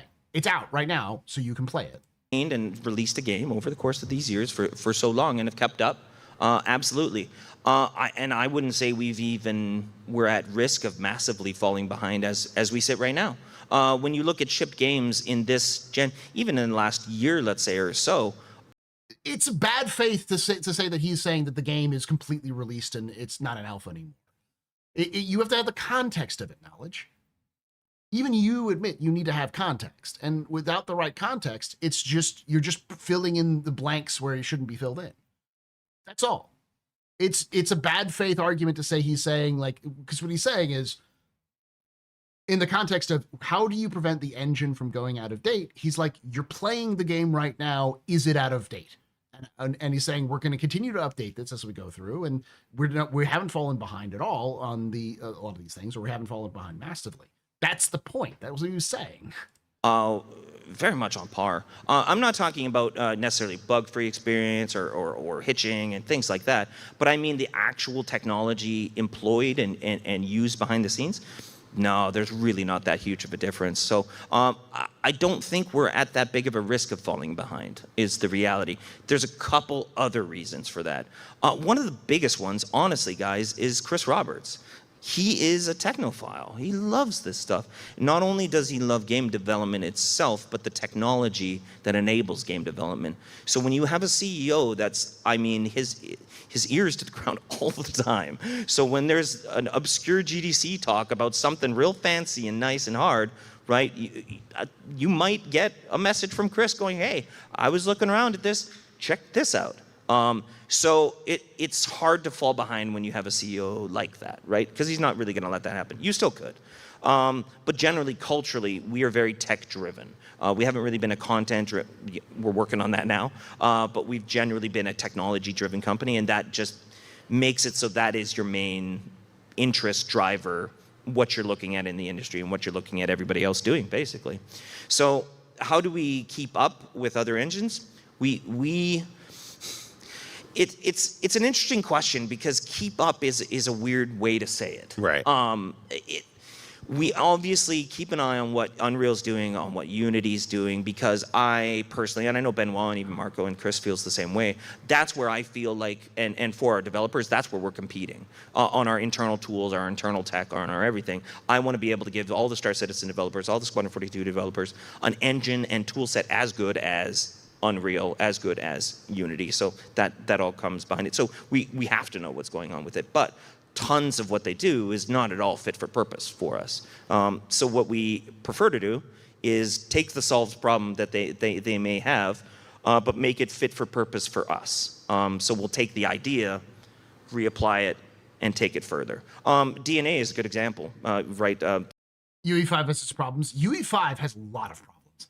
Every developer I have ever talked with who has looked at Unreal as a solution to their games fucking hates it. Also, gamers are starting to hate UE5 because it basically means unoptimized, bloated, and huge file sizes for what should be simpler, because they're using a lot of tools that UE5 has naturally, so it just pumps up the file sizes. Now, I don't think that's necessarily always fair, but UE5 has definitely shortcomings. It's not the GOAT of all game engines, so. 3-lateral had gene splicing, we ended up with DNA, and they took it to metahumans. The UE5 stutter is pretty notorious amongst gamers, so. So we kind of branched. Heck, the engine is the same way. So yeah, I don't think we're really at risk of falling behind, and I think we do a pretty good job staying on top of the tech that's coming out nowadays. It's harder and harder because I know players will see a lot of the other Unreal updates or development tech that goes out there. A good one is like Nanite or Lumen, or there's pieces of tech that Unreal is making. But the thing that I try to remind people, even though they've seen, a good example is Nanite, we were just talking about it the other night with someone, that's been revealed for a couple of years now. There's not a single game with it out that's chipped on it. I'm not saying that makes the technology bad. I'm saying it's probably just not ready, right? Somebody's not ready to use it to ship. And there could be 100 other reasons for that, production-wise. So, sorry, long-winded answer, but no, it's a great basically, we have to keep our ears to the ground. The best part about this is that after this, I was backstage with Sean and a couple of other people, including members of CIG staff, and we were talking about how, like, it's hard to be up there and talk for an hour. Sean's up there for an hour, and Sean was like, "What?" They were like, "Yeah, you were up there an hour," and he's like, "That one didn't feel like an hour. It felt much shorter." I'm like, when you're talking about what you care about, it does feel shorter than it actually is. Around with the tech. Chris is a super technophile. He could have talked for 2 more hours. He said that he could have talked for 2 more hours. I wish he could have. So you're not going to be able to hide too much good new things coming out of the industry from him. He kicks open the door and goes, "Nanite."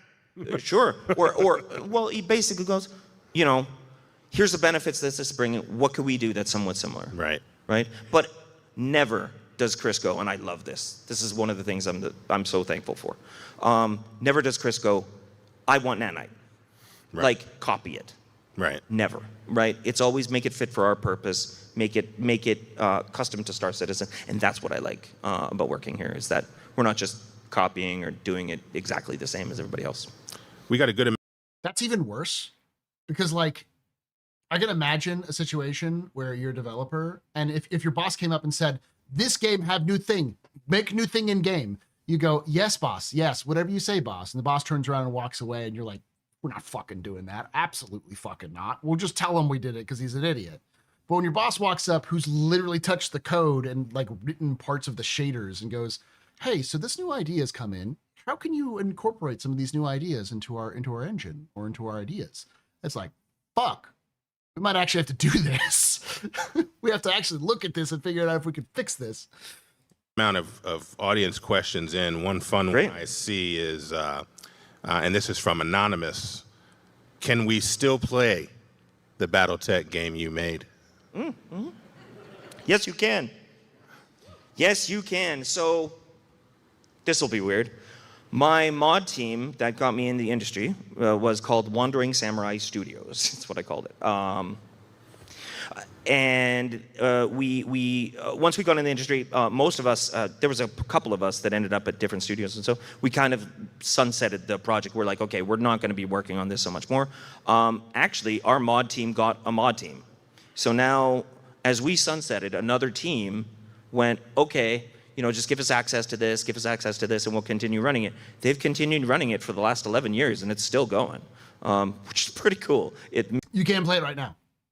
It's just a Crisis mod. That's all it is. Makes me feel super good about what we that's made incredible. there. So it's called Mech. Crisis 2, I think. Another team went, okay, just give us access to this, and we'll continue running it. They've continued running it for the last 11 years, and it's still going, which is pretty cool. It makes me feel super good about what we made there. that's incredible. So it's called MechWarrior Living Legends, and the website is mechwarriorlivinglegends.net. Yeah, so there you go. Anybody can go. All the instructions are on there. There's an installer. It's super easy. Runs on Crisis 1, or Crisis actually, 1. technically Crisis Wars, not Crisis. Very good. We have a lot of questions about Star Engine as well. Yes. One of the questions is, do you think about licensing Star Engine as a technology outside of CIG? Not really, no. Dead. They're not selling the Star Engine. There's a couple reasons for that. One is part of our agreements part of our agreements are that we're not going to do that, but that doesn't mean that that doesn't mean we can't license any technology at all. We just won't ever license the engine as the Star Engine to EA Games to go make. Right. You can even take away my space lasers. But you can never, ever take away my space game.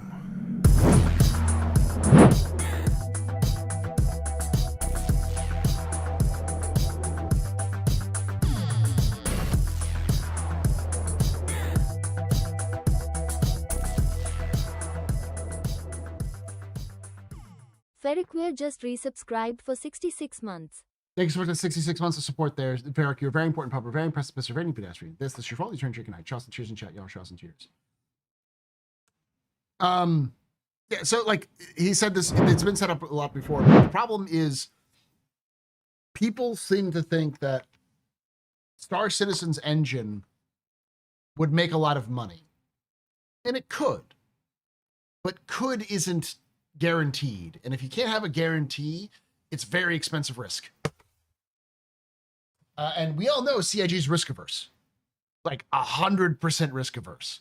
So there's no way they would try to put all the time and effort and all these sorts of things to make their tools enough for an outside audience and then support them. Whatever. They're also, I'm sure they are. I'm pretty sure that was part of the agreement that they made with CryEngine, or with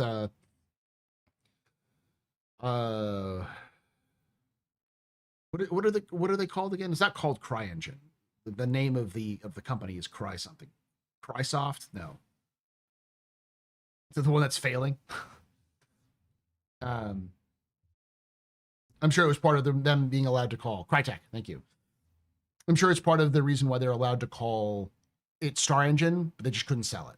I don't see that happening. Now, I'm not, obviously, though I hope for it and I was promoted to it, CEO, but I'm not making those decisions, to be fair, so I mean, things could change. But I don't see us licensing the technology. Also, because, and I would, just to back that up a little bit, if we ever did make that call internally, I'd probably be the loudest one arguing against it, not for any legal reasons or anything, because I did that job at Crytek. Yeah. And I know. Yeah, so that's how he got involved in Star Citizen, is that he used to be a support for it. That CIG, we are not set up for it. Right. It is 110% support. Lumberyard? Well, Star Citizen doesn't run on Lumberyard. Lumberyard doesn't exist anymore. It's now the Amazon open source engine is what it's called. Star Citizen doesn't run on Lumberyard. It runs on Star Engine. And it was around because they moved to Lumberyard that they got that lawsuit from Crytek. And we don't know all the details of the settlement that they made with Crytek, other than it was with prejudice, meaning basically Crytek got nothing and they couldn't sue them again because they got into a bad situation and they realized they were going to lose and they tried to back out when they had a chance to and they didn't, because CIG kind of really doubled down on them. And so they did settle, and whatever they settled for with the situation, it's clear that one of the stipulations was they can probably call it Star Engine, but they can't sell it.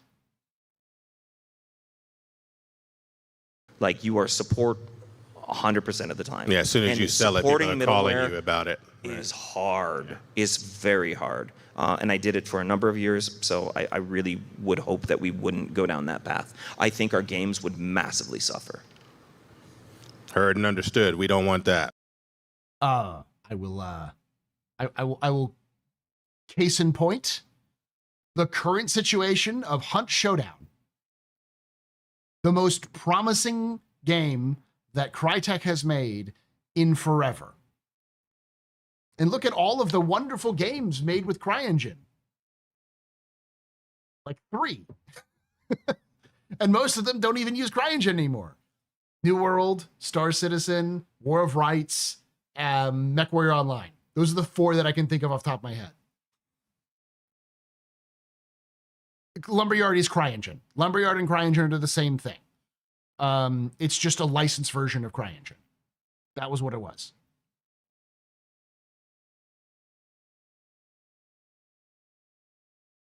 No. What other unique advantages or challenges does Star Engine present for game development? I mean, we all saw it at that long form presentation, that one shot that showed everything that Star Engine can do. Yeah. And then if backers were like me, you took that video to all your friends and went, "This is Star Citizen," That's right. so that they could see it. But on your side of it, what are the advantages and challenges of having Star Engine now? It's a good way to frame the question, because Star Engine is really good at delivering on the promises of Star Citizen and Squadron 42. Now, what I like... New World, the MMO, runs on Lumberyard. Yeah, which is just an extension of CryEngine. That's my point. The difference between Lumberyard and CryEngine is 2 days worth of work. It's it. The original Kingdom Come was. I don't know if the second one was. It may be. Kingdom Come Deliverance 2, maybe. Like that we've done. Lumberyard wasn't licensed. They bought it from Crytek, off Crytek, and the branch off, they made their own. Crytek were in trouble and sold it to Amazon. Yes, but it's an open source engine. So if Amazon made an open source, if you notice in the front titles, they don't say Lumberyard anymore. They don't say CryEngine, they don't say Lumberyard, they say Star Engine. So if Amazon had a deal with CIG for an engine that they now made open source, which means anyone can use it, that is flown out the window. Almost certainly that agreement has to do with probably a little bit of Amazon, but more than likely whatever settlement they made with Crytek. Done is again, it's very similar to my previous answer, is making some stuff fit for purpose within the engine, because again, a lot of these engines are done in a very generic fashion. So it might be the the average selection for performance on a thing or quality of a thing or whatever. But once you make it fit for purpose, it's precise. It's exactly what you want it to be, and that's what we needed. You're right, though. Kingdom Come Deliverance 1 was made with CryEngine. I don't know if Kingdom Come Deliverance 2 was made with CryEngine. That's the thing. So that's what we've been doing with Star Engine over the years. The nice part is that because most of us had come over from Crytek already, had been working on the engine, for us to be making these engine updates we're not uncomfortable doing it. A lot of the people are still around that wrote base core systems that are updating it for the Star Engine, for Star Citizen. But though we're tech driven, I try very hard to make this not the... That's why Kingdom Come Deliverance runs like dog ass on my machine. If Star Citizen runs dog ass on your machine, so does KCD2. KCD1 does, at least. KCD2 is a little bit better. They've optimized a little bit more.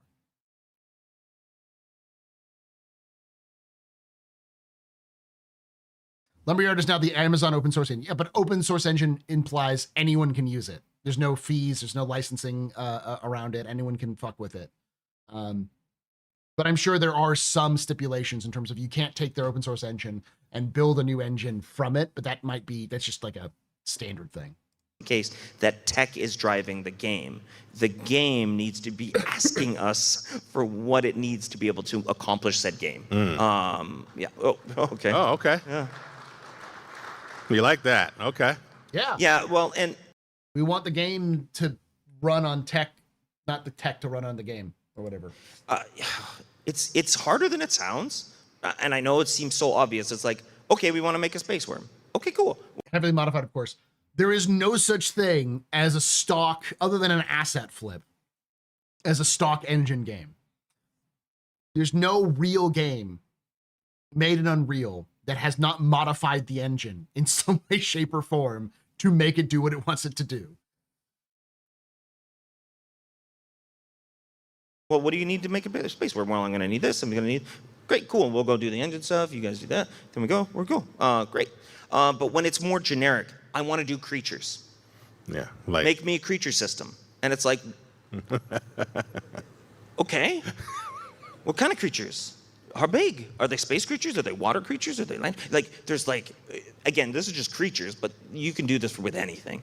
So it can be a challenge. Yeah. I guess is kind of where it comes down to.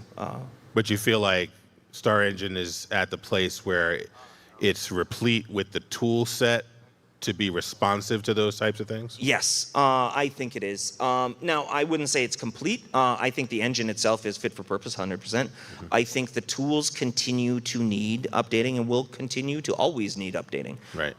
Because we change processes as quickly as we do internally. Like, it's very normal to modify your engine to work for your game. It's common. It's so common it happens routinely. I don't think I've ever seen or heard of a game that didn't, a developer for any game, even a kind of a small indie game, that didn't fuck with the engine in some way to make it work the way they wanted it to. So that gets come to another discussion. For a lot of people who don't understand how game development works, there is no such thing as a game engine that is perfect for whatever game you want to build. There are game engines that you can get, which are good for either your skill, your game, or your wallet, your budget. But there's never going to be the perfect engine for you to work with. So you're always going to have to make some modifications. Or you can code an engine yourself. Now that sounds insane, but it's not too bad in the sense of if you know how to code a game, coding an engine is just taking more time. It's like building a game within a game. And a lot of game companies prior to 2010 took that route. They would build a game engine from scratch and then use that game engine to make the game, because that engine would then be designed directly to do whatever the game asked it to do. And since then, because game times have sped up and also elongated in many cases, a lot of game companies have tried to shorten that process by buying game engines or developing a single game engine and then using it as utility as possible, as much utility as possible. EA famously got in trouble with this with their Frostbite engine. They tried to make every single company in their roster use the Frostbite engine for their games. And it was designed for fucking Battlefield. It wasn't designed for other game systems. Ubisoft is probably another one. I can't remember what the engine is with Ubisoft, but they had another engine similar. They've gotten better at doing this, but a lot of companies have just defaulted to Unreal because it's so much more people know how to use it, and it's a lot older. Like Unreal has been around forever, and a lot of games use it. Game engines just really are really just code libraries, right? 3D party code in your code. So no code from you, nothing happens. I think to a degree that's the case. They're good for what you want them to do, but not perfect the way you want to implement them. Yeah.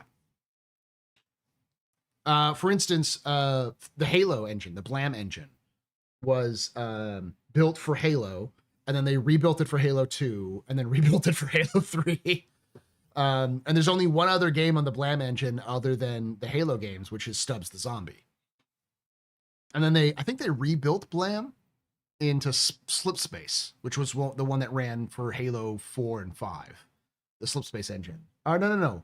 Blam was still 4 and 5, and then it was Slipspace for Infinity. They rebuilt the whole engine for Infinity.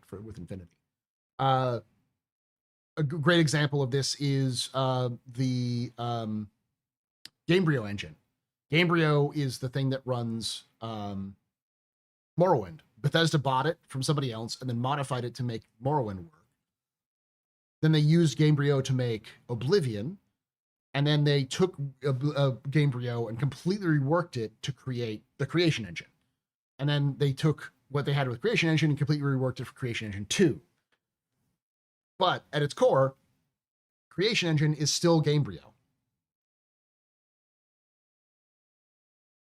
Yeah, well, Far Cry was literally the other game for Crysis. It was Crysis and Far Cry. Those are the two games that Crytek made. And then they sold Far Cry to Ubisoft. Just for different art processes or export processes or mesh formats or whatever it is, you're always constantly going to have to be updating those tools. But are we in a place now? We're in a place now that we absolutely were not a couple of years ago in terms of tool sets, of scaling, of ability to get content through. You've seen the speed of the content now that we're actually able to get through. That was a big part of the tool set, a big part of the things that we needed to do. Now, going further, validations and making sure things aren't getting rebroken and all kinds of, there's things like that. But yeah, generally we're getting to the place that we need to be at this particular time for shipping Squadron and getting close to Star Citizen 1.0. I actually feel really good about where the engine is at and generally where the tools are at. If you picked specific plots, there's all kinds of things that could be better. But generally everybody can get the job done that they need to get done. To show how very two different games on an engine can behave, Mecha Break and Pokemon are both on Unity engine games. Unity is one of those catch-all games. It's a super versatile engine. Like Kerbal Space Program runs on Unity. To give you context, Unity is probably the most popular engine in the world because it is so easy. It uses C#, if I remember correctly, to as a coding language. I fucked around with Kerbal Space Program modding, so I have some experience with C# and how it works. But it's simpler, but it means that there's a lot of stuff that it doesn't quite do that you need more experience with like C++ experience. But it's super stripped down. It's a super easy engine to get to know and learn how and to modify. So plenty of games use it as a great starting point and then modify it. Like almost all indie games you've played, if you've played a game that's like somewhat popular indie game, there's a high chance it's made on Unity. One of the Q. And fun fact, they almost fucked up because Unity actually tried to charge developers more money per download of their games. And that caused a riot, which has caused a lot of people to leave Unity and go to, what's the new one? It's not DaVinci. There's a new one that's basically like Unity that a lot of people wanted to go to that was very similar. Godot, thank you. Godot. So Godot is the new Unity, but it's not quite caught on as much as Unity has in the past because I don't know, is Godot also a C# system? Let me look it up. Q&A's says, and this is from More Caffeine. It says, and I think this is to you, but maybe to the whole team. It says, clouds, thank you. Yeah, I wish, yeah. And Fantastic, and all the credit goes to like Germany, and I would love to take credit for some of those clouds, but I had nothing to do with them. This was done by Carson Wenzel, who was, by the way, a Cryteker as well for many, many years. One of the best rendering engineers I've ever met in my life. He did the sky and the time of day for Crysis. So he was the one that authored the entire atmospherics for Crysis, which it was really well known for. So him, Sebastian One of the tech artists he spoke in Germany has worked very specifically with them. So and our graphics team, like those guys, they've done amazing. Yeah, it's C#.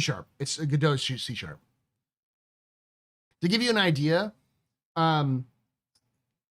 Star Citizen, the Star Engine, uses flow graphs. That's how they code, is flow graphs.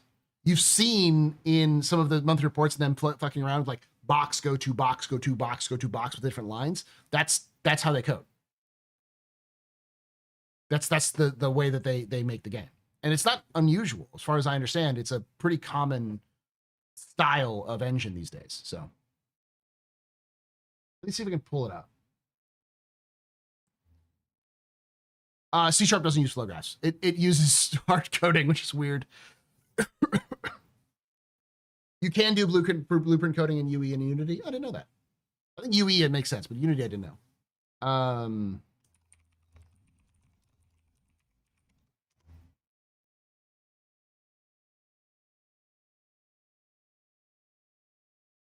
I'll give you a peek inside CIG's coding. Here we go. This is one of their tools. Right here.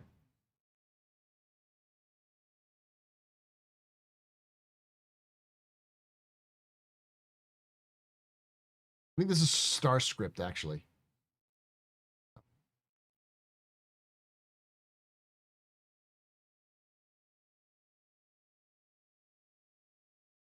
Amazing on those gas clouds. I still think when I see the gas clouds as nebulas and stuff, that I've still not seen stuff that kind of soft with that kind of shape in games generally. You just don't see them. No. Yeah, I agree. Looking back, what's a moment in your career where you felt you truly made an impact? You know, what's going to go on your tombstone? Wow. Tracy. Think about your entire life. Sure. Well, I'll be fair. Like it's outside of CIG. It's beyond. It was beyond, and even before CIG, I put the mod really high up there. Like this mod is doing it a disservice, right? I had nearly. It's the best MechWarrior game that's been made since MechWarrior 2. MechWarrior Living Legends is the best MechWarrior game that has been made since MechWarrior 2. I would argue, then again, I don't have fond memories of MechWarrior 2 like a lot of people do, that MechWarrior Living Legends is better. It is the best MechWarrior game that has ever released. And it's not a game, it's a fucking mod.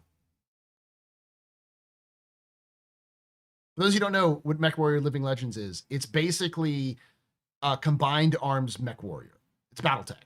So you are a person. You can get into a battle mech and walk around and fight with it, but you can also get into a tank, a helicopter. You just run around, shoot people, that kind of stuff.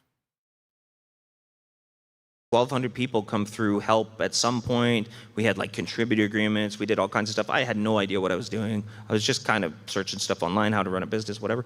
So I learned so much just doing it myself, and the impact that made not only on my career, my family's lives, and the lives of all the other people that came along for the ride with me. Like we all went together, have all gotten great. So honestly, that's probably the one I'm the most proud of, because it was all self-initiated, and then in the end, did great things for all the people that were close to me. So yeah, I honestly think it was the mod. Yeah. Yeah, powerful. We have several variations of a theme on a particular question, and I know you've heard this one before, but people come back when they see you. They often want to. And I know you're probably tired of this, but they want to talk about theaters of war. Oh, let me ask it a slightly different way that tries to capture most of what I see. Sure. No, I get it. I get you, Tipley. I love that idea. The scale is what you want. You want the scale. I think if you, that's why I love Battlefield games. And I was talking about this earlier today with people, but Battlefield 2142 is still my favorite Battlefield. If they took 2142 and modernized it with their modern engine, you'd never see me play Star Citizen. I would be playing that game every day on stream. Like, I would give DICE my soul. because 2142 is the best Battlefield I have ever experienced. It is the closest thing to taking realistic combat and putting it into a future skin. It was just that good. Titan Assault is just so fucking fun. And if CIG can capture a quarter of that in their in the final product, sold. Bad Company is great with the total destruction. If you took, but I mean, in terms of just the pure gameplay and the scale and the chaos of battle, Battlefield 2142 was so amazing. How is Theaters of War and what you learned from doing it? Mm-hmm. How is that informing what we're experiencing today? You are directly experiencing it all the time. So they'll never do Bad Company 3 because they stopped doing single player campaigns. I don't know if you noticed the mining laser from the last event anyways. That's the Theaters of War mining laser. Right. If you notice the HABs and everything at the Worm events, that's all Theaters of War. We basically, right, have reapplied and generally what we'd love to be able to do is do Theaters of War in the PU, right? Like just as Star Citizen. That's why I was talking about Battlefield earlier today with people. I was talking about how 2142 is the best. 6 looks nice. It looks like it actually is a single player campaign, which would be nice. Citizen, you go to a planet, that's just happening, right? And you get into that combat. Great. Way hard to do. You got to get all the people in the right place. You got to make sure so it's not a round-based thing or whatever. But still having those experiences in Star Citizen is more valuable right now than having them right now in Arena Commander. So though they allowed me to release the map to you guys, so that was cool. So I was able to get we were able to get the Crossroads map. So was that a conversation? Did somebody say, Sean, it's time? No. We're going to do it now. No, it goes the other direction. Oh, okay. Where it's like... You're like, when are we doing it? It's kind of been sitting here. Yeah, This is still here. This is still here. Yeah, and it's one of the more optimal maps anyways that we have, I think. But yeah, I'd love to get back onto it. But as you guys know, right, we've already got 2 games. Still trying to finish both. Got to get Squadron done. Then move to Star Citizen 1.0. And there's nothing to say that we don't do this. There's nothing stopping us from taking a small team and doing it and finishing it up. It's just the resources. So other than now, all the other work that's priority right. is that. And I'm totally behind that, and that's okay. I had expected that we'd get back onto it a lot sooner, but that's, it is what it is. And I'm okay with that. Let me, you guys can clap over that. Let me ask a couple more fan questions, then we'll get back to some of the other questions that I had. Sure. You guys are very funny. Somebody said cake or pie. Theater of War equals Siege of Orson 2. Yeah, no. The Siege of Orson was a Theaters of War game, or was a Theaters of War. Originally, it started as a Theaters of War mission.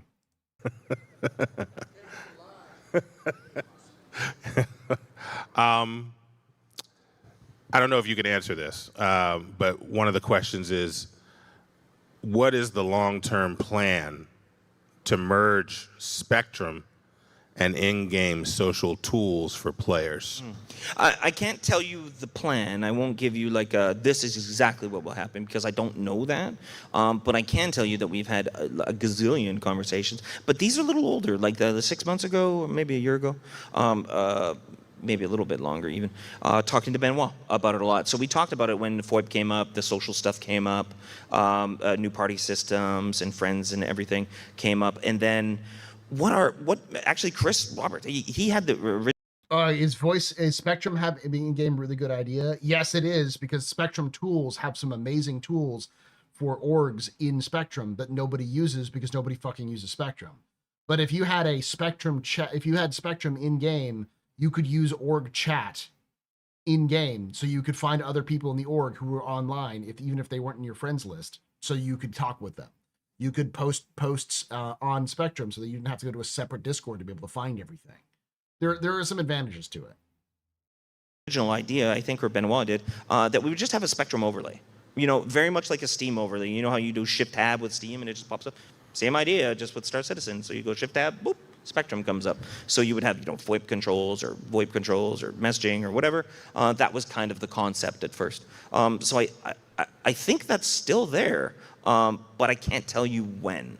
I would expect it's completely connected with the updates to social gameplay. So all the stuff that JJ and Gabriel and Benoit and myself had talked about at CitizenCon last year, so the new party system, friend system, chat systems, all this kind of stuff, I bet you that it gets worked on at the exact same time. Very good. But And I can't promise, I don't know that for sure. yeah, you said that at I'm the saying beginning, I'm- and now you're saying it at the end. He's not sure. Yes. Just make sure we all heard that. Very good. See, I'm learning my lessons, guys. I'm getting better. I'm still learning too. One other question is tools and paints, right? There's a lot of question around paints. Will CIG improve the paint system, enabling owned paints? Will the Gladius get some paint?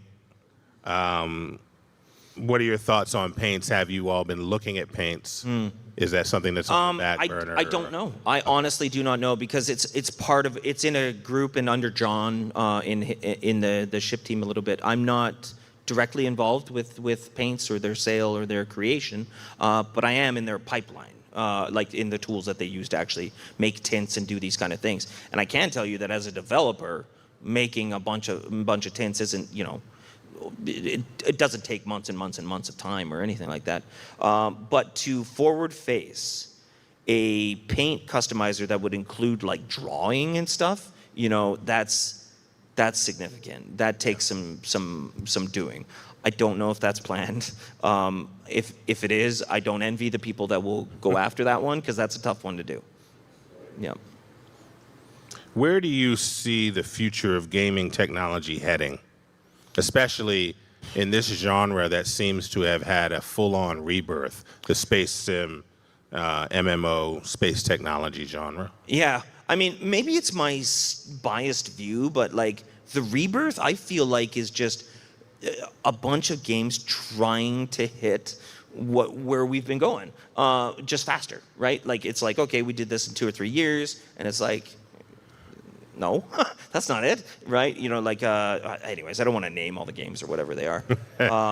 But yeah, I mean, we won't tell. Where do you see the future of gaming technology heading, especially in this genre that seems to have had a full-on rebirth, the space sim, MMO, space technology genre? Yeah, I mean, maybe it's my biased view, but like the rebirth, I feel like is just a bunch of games trying to hit where we've been going, just faster, right? Like it's like, okay, we did this in 2 or 3 years, and it's like, no, that's not it, right? You know, like, anyways, I don't want to name all the games or whatever they are.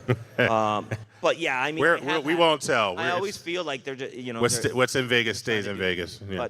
But we've stood the test of time, though, you know, feature-wise and everything. So, which has been, it's pretty. I mean, but you know, AI has emerged since the launch of Star Citizen. Sure. You know, VR has taken steps for a lot of us, not enough steps, but VR has taken. Are there any other things like that, technology-wise, that you go, we want to make sure Star Citizen intersects that? Well, AI.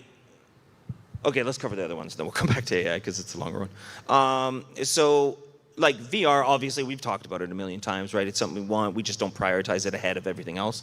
So it will still be coming back to that. It's not the. I think there's some tests even going on in the next month or two for them to be doing tests on it. It's funny because the engine actually natively supports VR. Like it even has some of the CVARs are still sitting around for like Oculus and stuff like that. It doesn't work. The render is totally different now. Okay. But it's a lot of the support is still there. So it, you know, the biggest problem with doing the VR support is going to be the dual render. We did this thing in Crisis for Crisis 2. Not that I want to cheer games dying, but wasn't Dual Universe a massively OP darling because it was something that wasn't Star Citizen? Good to hear they're open to letting players have private servers to host whatever that the game is just shutting down. Yeah. Well, I mean, I remember talking to a former CIG dev at the event at the not at Quantum Vegas, but at the BART Citizen event, who was clearly disgruntled It's funny because it's the first time I talked to somebody who's like seriously hated their time at CIG. And without prompting, he brought up like how Jump Ship was everything that that Star Citizen wanted to be, and it was going to be a Star Citizen killer. At that point, I was like, "Good talking with you. I'm gonna leave now." As somebody who has played Jump Ship and has been following Jump Ship for many years, I knew that's like this guy has no fucking idea what he's talking about, does he? That puts a lot way more pressure on Jump Ship than it should, because Jump Ship is fine. It's a great game, but it's not Star Citizen, and anyone who plays it like Star Citizen is going to be disappointed at that. Crisis 3 for stereo, this post stereo effect, so that we didn't have to fully render both scenes to do the stereo effect. We did this reprojection of a scene, but there was little problems, but it was really fast. We won't be able to do that with VR. You have to do the dual render. So just think of rendering twice. That sucks, right? If you're already running at 30, you're going to be running at 15. Right. So yeah, VR. That's something we want to get to, but once it's kind of there and done, and we've got the resources to apply to it. Where I see game tech and game development going is a unification of tech, right? Where we're getting down to very few engines at this point. Some internal engines, but very few. There's very few internal engines. It's like, less than 20 in terms of the entire, there's just not that many internal engines out there. And what I'm noticing the other middleware technologies, the Unreal, Unity, and them trying to do is I think they're going to remove the need for Maya, 3D Studio Max, and all these other DCC tools outside the thing. He's right, it's going to be 100% in their engine. Everything happens to make a game in their tech. And they've been moving that way for a while. There's another reason for that, because closed garden. You create a closed garden, a single loop that you can do everything in with that one engine. It makes it a lot easier for smaller teams to work on it, and also for larger teams to know they only have to support one tool. So they don't have to build bespoke tools to make things work with them. It also helps reduce tools, because for a lot of people who don't know this, how games are made, typically, if you're using like an engine, there are other tools that will work inside that engine you can go purchase, or sometimes they're free, and you can use them to do things in the engine that you'd otherwise have to manually do to the engine yourself. So you can get these tools which will help you change things about the engine that you want to. Nanite is a great example of that, but it's probably the most popular one. It's a tool for Unreal. It's not part of Unreal. It's a tool that you can use separate from Unreal. So,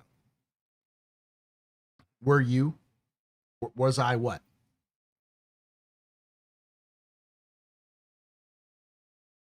Was I here? Yes.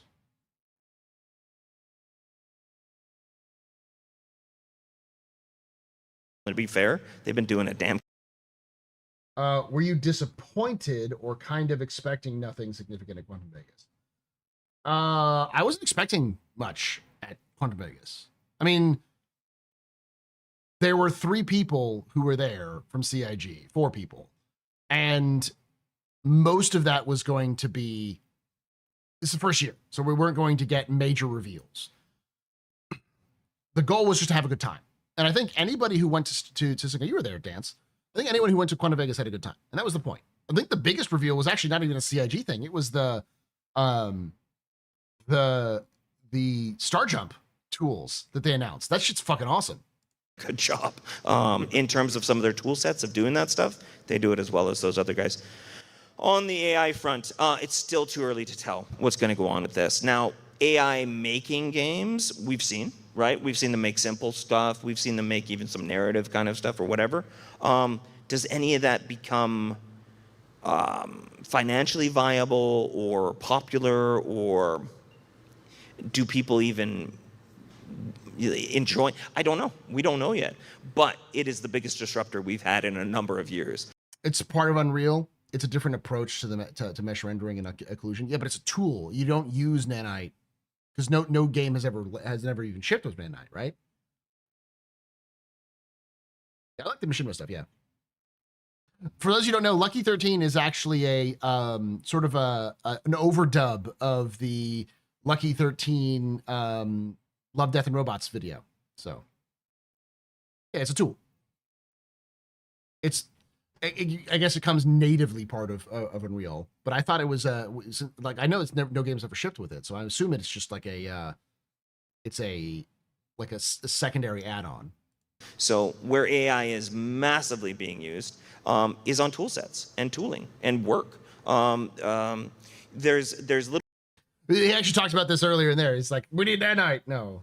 Little bits and pieces of LLMs that we can leverage for tool sets. It's one of the best query languages in the world. So if you can use, like, I don't want to get like super deep on tech, but if you can use MC. They are ready. Everybody here is ready. Okay, so yeah, great. You can go super deep. Well, on the AI front, and I don't want to get super deep into AI either. If you liked Lucky 13, the machinima, watch the original video. It's so good. But and I'm not surprised it ended up on as a Star Citizen machinima, because when that came out, everyone said Star Citizen, Star Citizen, Star Citizen. This reminds me of Star Citizen. So it's like the best query language in the world. It's whatever language you have. So it could be English, French, whatever. You can query whatever kind of data and it will figure. There have been a few that have shipped, if memory serves. It's natively part of Unreal. Source, work in AAA, professional and Unreal. Okay. Yeah, because it was said earlier by Sean that no game has shipped that he knew of with nanite. So it's a good tool, but it hasn't like shipped with it working properly. Figure its way through it. So if you can set up these MCPs, which is not that new, but a relatively exciting thing that's happening, to plug in custom data sets, basically. You're basically making an API to talk to a custom set of data that you're going to feed this LLM. So it's like if I have, you guys know Data Core, Data Forge. It's like where all our game files are stored. I can ask the LLM to query entire Data Forge directory, and I go, hey, what's the... Apparently, Foundation Season 3 is a lot better than Season 1. A lot of people were shitting on Season 1 and a little bit of 2 from it, but apparently 3 is really good. According to Google, it shipped with it working. Okay. Fortnite, Remnant 2, Senua's Saga, Hellblade 2, Black Myth Wukong, and Lords of the Fallen. Okay, so a handful of games have shipped. Okay, it's good to know. The recoil characteristics on every single weapon. Is there anyone that's way out? Show me a diagram, right? And then it goes... and then shows me a little diagram and it parses through it. So being able to utilize AI, not necessarily to do things faster, but to manage large data sets, which we have many of. And we've been running for so long that actually have. It's very interesting text. Well, the idea what I was trying to talk about was more because I am a novice when it comes to a lot of this stuff. This is just mostly me being, this is cool, and like learning a little bit about stuff here and there. Is that I think there's a lot of misinformation about engines in Star Citizen community, because every so often someone finds something cool in Unreal 5 and they're like, why doesn't Star Citizen switch to Unreal? And it's like, I want to punch you really hard because it's not as simple as that. Because I've seen the process. Mech Warrior, why am I blanking on the name of the company that makes it? But the Mech Warrior games, they started in Crysis. Mech Warrior Online, I should say, the new generations of games started in Crysis. And then Mech Warrior 5 Mercenaries was made in Unreal. I want to say it was Unreal 4, but it may have been in 5. It was made in Unreal. And they had to port all of the assets into Unreal. They had to completely recode everything to make it work on Unreal, and it took them years. And when they did, they released an absolute dog shit game, which was Mech Warrior 5. It was fine, but it was nowhere near as good as it could have been because it just took so long to export it, because they hated Crysis working with that, you know? Quick, let's redo the entire project from scratch, yells the community. Yeah.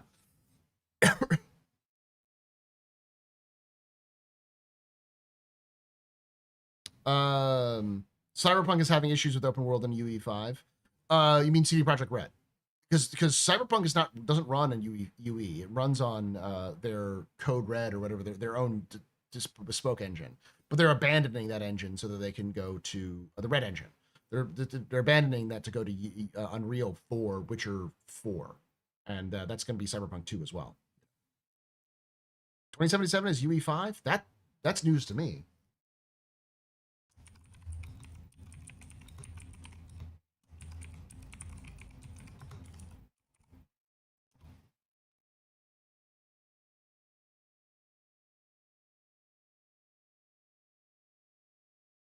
This uses Red Engine 4.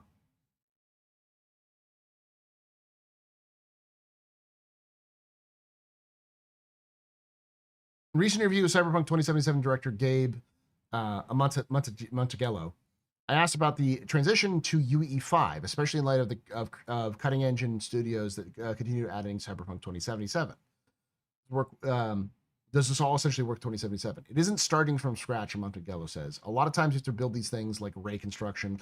There's a lot of methodologies that you can apply to new engines, learnings, and strategy settings up to the architecture. And you look at the things that Unreal does, well, things that the Red Engine does well, there are some similarities and some gaps, but the brilliant engineers, like with all the stuff we know how to crazy creators want to do in the future, there's less delta here. Let's strategically shift to Unreal 5.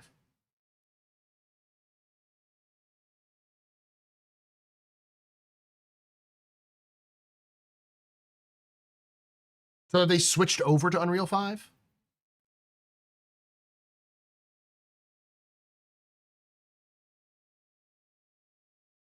I know they're working on Witcher 4 in Unreal 5, and I know that the follow-up to Cyberpunk 2077, Cyberpunk 2 is what they're calling it, that is going to be using UE5 as well. So having AI tools to manage that stuff is super powerful, and it's way less about, you know, oh, AI is going to replace a bunch of these juniors or whatever. No. It's a tool set for us. It's like it's something to make everyone a little faster, a little bit better, rather than replace anybody, I guess. Some of the conversation that is my take on AI, anyways. Is that I've seen around AI include, you know, we're experiencing these new wild lines from NPCs, right? Occasionally, you know, it's Jared, right? Or we're experiencing these new wild lines from NPCs as we walk around or run around. And some of the conversations I see include wondering whether CIG thinks about AI. It's very expensive to build and maintain their own engine. Lots of devs are swapping to reduce cost overheads. Star Citizen, CIG, has an entire studio that just does their engine. For those who don't know, the Frankfurt studio is basically their engine studio. It's filled with a bunch of people who built the CryEngine in the first place. And it's very unusual these days to have something like that. So like, why does CIG have 1,000 people? Because like at least a fourth of that, not even fourth, it's probably a little less than that, but like, because most of it's in Manchester, but like 50% in Manchester, then the rest of them are all the other studios, but like, a not so insignificant number of their staff is just engine development. AI informing NPC conversations, right? Because you'd imagine that you could have NPCs with a repository of lore language, right? Or situational. It's easier to build custom tools for a project and just let Epic maintain the engine and update the engine. That was one of the reasons why Star Citizen originally was using CryEngine, was that the idea that they could just build the tools and let Crytek maintain the engine so they don't have to do things. And then Crytek didn't fucking update anything, and so they got pissed off and started to make their own studio. Language, and then maybe you could have a longer form conversation with an NPC. It's expensive to use Unreal Engine. They take 5% of your sales. Only in certain cases, if you're a larger studio, and on top of that, it's mostly, it may make sense because 5% of your sales may not be the entirety of your fucking engine developers. Developers are expensive as shit. So having somebody who can build an engine from scratch is gonna cost you a lot of money as a company. So yeah. No idea how that works. It can. But it can work. I've seen it work. Oh. Yeah. I've seen it work. Okay. Yeah. All right. But think about it. For 1 million sales. Tell us more. So think about it. On the scale of Star Citizen, like we've got to be able to have like billions of conversations happening. Like, who's going to write that? Nobody's gonna. Right. We have to have that. But now, okay, cool, great idea to how to solve it, but technically it becomes very problematic. The first thing is what do AI run on? Like, when you do an AI query, what does it run on? Like, hardware. Right. GPUs, right? Right. Goes, I want to use your GPU. You guys are all gamers. Hey, give me 4 gigs of your GPU. That's just always utilized. I want all 4 gigs of that. You good with that? It's like half your memory. It's like, no way, that's not going to be okay. So to put an LLM into a game, you've got to come up with a much more, you've got to come up with a CPU approach, first of all. I love this, by the way, when he was talking about this, because he was basically saying everything that I've been saying about why LLMs in Star Citizen would never work for running the AI, because it's so expensive. I mean, it's just incredibly expensive in terms of like hardware that it would never support it. A CPU approach is going to be slower, so you've got to be a little bit smarter about it. And we have people, there's people in our company that are smart enough to be able to pull this off, basically. And I've met them, they are. Working right beside one of them, Marco Corbetta, guy that did Planets, has some really cool ideas, and he's doing some great stuff with it. So I don't want to go too deep because it's like, it's a bit R&D, so it might not get there, but it's super promising.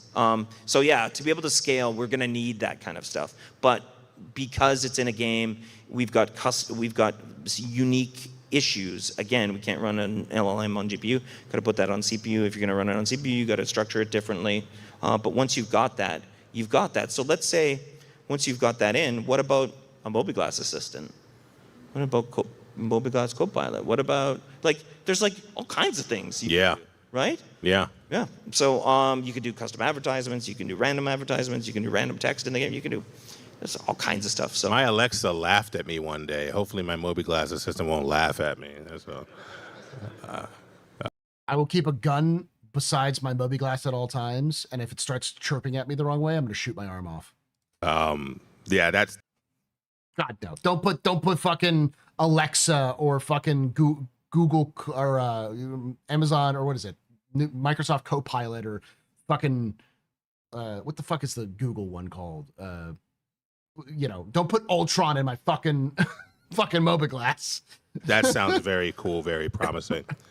Another question from the audience. Gemini, thank you. And this one for me is maybe the most important one you could answer today. What in-game food item would you like to eat if it existed in real life?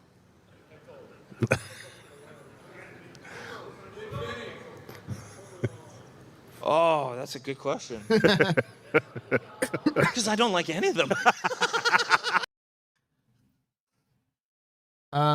It does AI voice line programming or whatever this is hurt human being voice actors.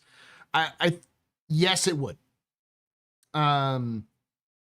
But as Sean Tracy pointed out, like you would need to do some crazy shit with LLMs to make them work properly, to be able to put them in there. And I almost can guarantee you there would be a huge pushback from players, not just from players, from some people inside CIG, trying to replace voice actors with AI stuff, because it would be hollow, it would be dumb, it would come off wrong, it would be a lot of information, that a lot of work to do something that would probably not work that well and increase the file size by a lot. If not, the performance would be shit.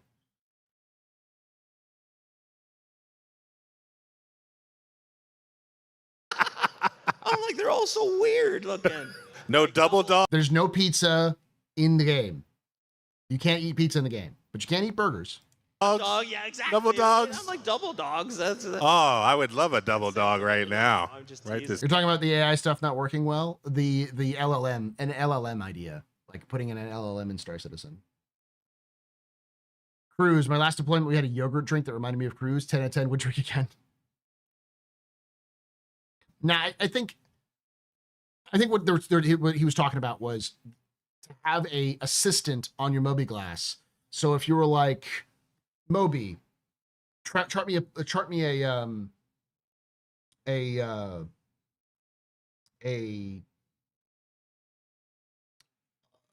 route to checkmate station, and it would just automatically figure out what it needs you to do and route you through a certain area to give you the right routing, that kind of thing. So sort of a assistant that could work on your mobiGlas if you didn't know what you were doing, and it would just do it for you. So sort of like a assistance tool. Second. Yeah, I mean, if it actually came down to it for real, I probably would just go with the double hot dog because it reminds me. I don't know if they even still have it. A&W whistle dogs. You ever had a whistle dog? Yeah. It's like split in two, so it kind of reminds me of that. That's where I'd go. That's a good question. I wasn't ready for that.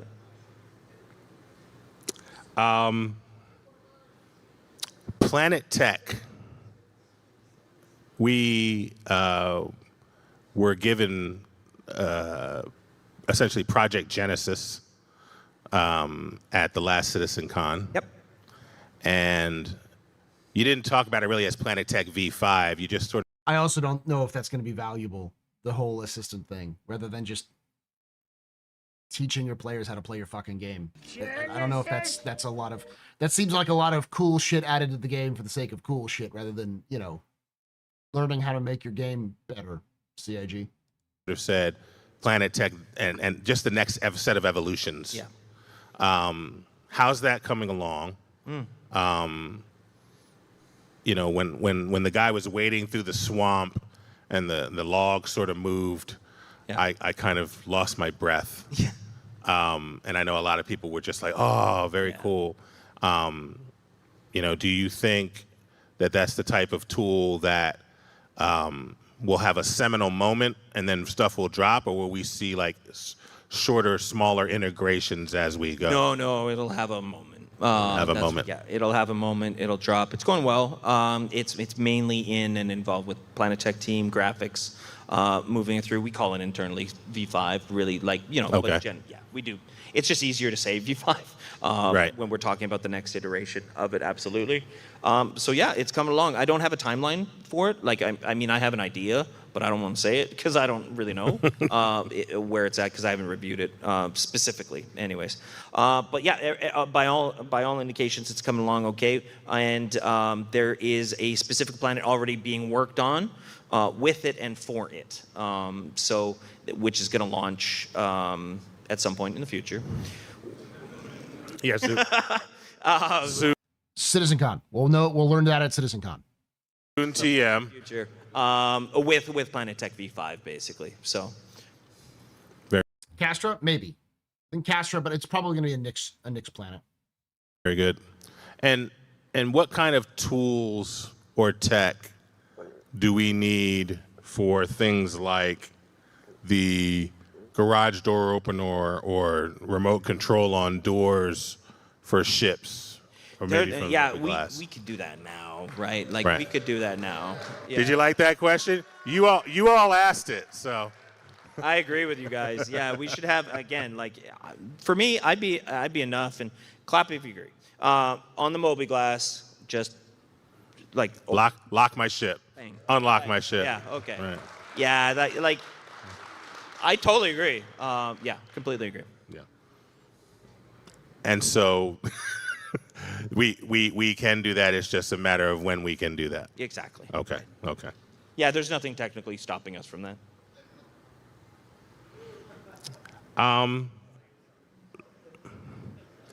You've been instrumental in shaping Star Citizen's technology.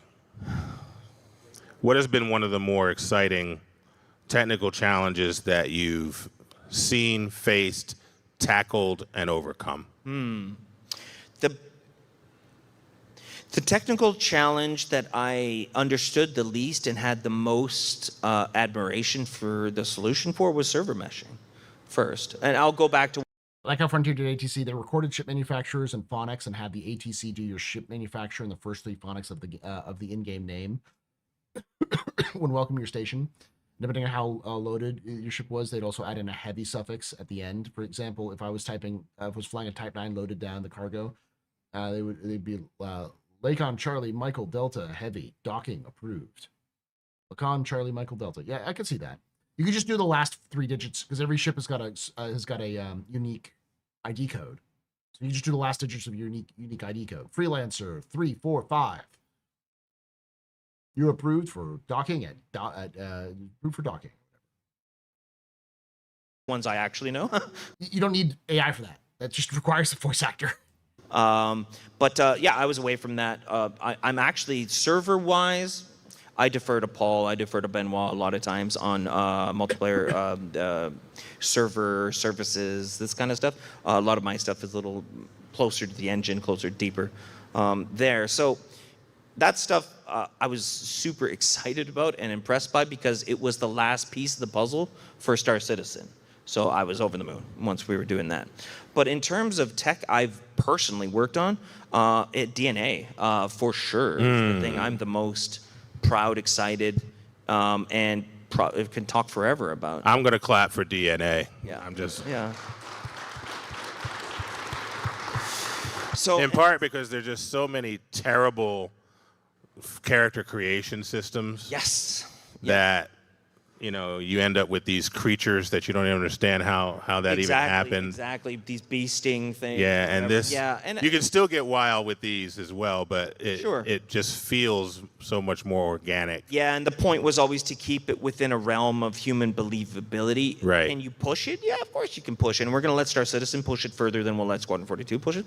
It's just because of, you know, the story and the lore. Cat girls. Or whatever. There's nobody in the military who's having, you know, he's purple freaking mohawk or whatever. So that's cool. But yeah, DNA was a real exciting one. Over the course of the years, it was just worked on facial rigging quite a lot, and then to get it runtime facial rigging, and then from runtime facial rigging to get it runtime facial blending, and then from runtime facial blending to 120 some odd. Why do you hate the character creator, Bloodguard? Photometric scans, implemented 400 some odd blend shade. It's crazy. It was a confluence of so many things I had wanted to do and was finally allowed to do it.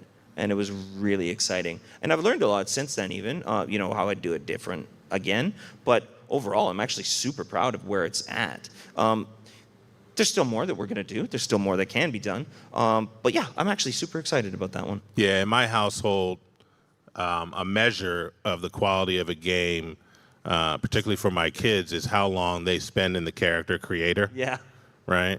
And if you come back and it's an hour and a half later and they're still like tweaking things. Yeah, and having fun. Yeah, and then that happens for them in Star Citizen. Totally. So yeah, very impressed. We are out of time. Yeah. It's good. It's counting up though now. Yeah, now it's counting up and in red, so we're in trouble. Red.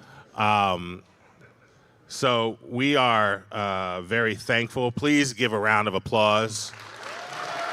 It's been a very video heavy to get through this, but yeah, it was nice. It was good to hear from this again because I didn't catch all of it when I was there. I had to kind of go back and forth, but it was nice to hear Sean for that one. I'm gonna put this link in the chat for those of you who want to watch it. Go watch it yourself. Please spread it around to other creators and have them watch it because we want to do this yearly. We want to do Quantum Vegas every year. And if we do it every year, it'll be easier for us to get more CIG devs. That's the reason why Con 42 and BCon have like the fucking developers behind everything to show up and talk about stuff. But I also want to do it so the community can show up. Like I want to do in the future, I got to talk with the community about this. But I'd love for us to have, you know, a panel of just org leaders talking about the challenges of running an org, tips and tricks for running an org. You know, content creators to talk about like what to do and not do when doing content. You know, costume contest, all that kind of stuff. You know?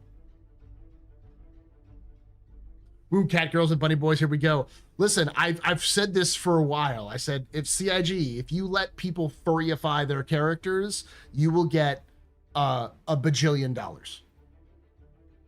People will just dump money on you. Like, you really want to know how to fund this game? Make your character customizer super good.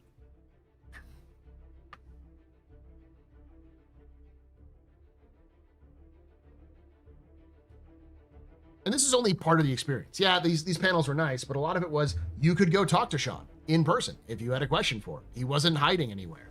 Same with all of the other developers. Say, I was there. People asked me questions. Other content creators were there. You can go talk stuff like that, you know.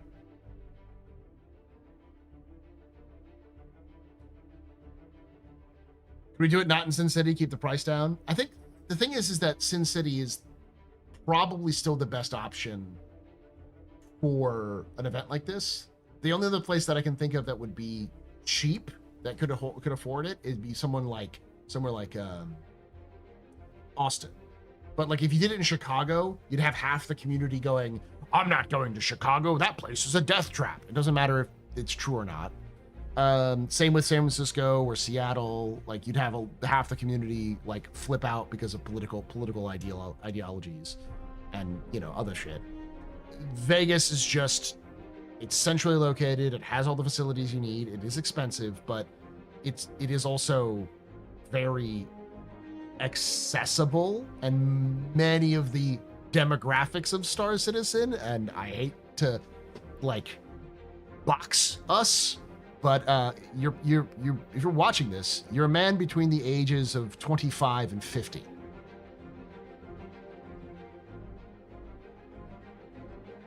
Probably in the United States. And that demographic loves Vegas.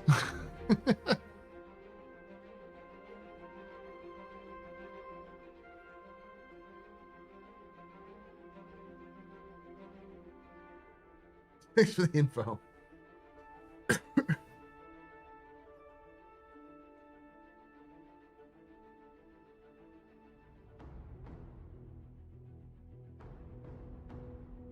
It is fairly cheap to get there.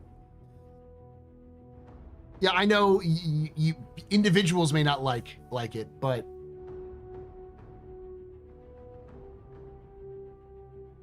like that's the demo. And I know that demo likes Vegas, generally speaking. You can do it in Austin, but Austin doesn't have the right facilities for it. And the problem about Austin is that like the facilities you could get for it, there is a high likelihood that you're going to get, you have to pay more money than you'd have to in Vegas as an event organizer, because Austin always has something going on. There's always something going on in Austin at any time. And the facilities aren't as robust as Vegas are. Even though Vegas has something going on all the time, they at least have the facilities set up so that you can some places are going to be empty. 58 FIBA, love Vegas. Well, there we go. You're my one female viewer. Not my one, but the 1%. My demographics always say 99% male, 1% female.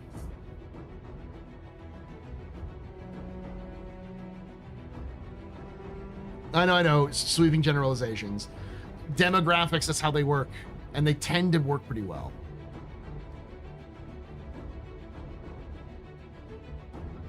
In terms of getting those sort of things. One of the reasons why I said Vegas even before, when we were talking about it originally, even before it was decided that, and it wasn't just me who decided that, it was the committee and Griff was a big proponent of it, was I saw when CitizenCon LA was happening, there was a lot of folks who said, fuck that, I'm not going to LA. And there was a lot of people saying, go to Vegas. And everyone was like, yeah, go to Vegas, go to Vegas. I saw that a lot of that conversation in Spectrum of you should go to Vegas. And we're like, yeah, that'd be great. So I'm like, Vegas. That makes sense. This demographic, that age range. Female, like a Ferengi. I just say it costs more for me to fly from here to nearby city, mainland, to fly 2/3 across the country to Vegas. Visitor too hot to get there, to be honest.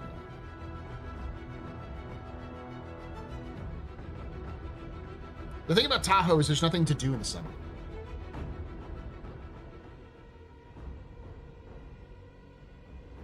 I mean, there is, but this demographic in Tahoe in the summer, our specific demographic, no. Also, it's no less hot in Tahoe in July than it is in Vegas in July. Might be a little bit less. You probably get a little bit more humidity there. But as somebody who quite literally spent the summer, his teenage summers in the foothills of the Sierra Nevada, it's fucking hot in that area.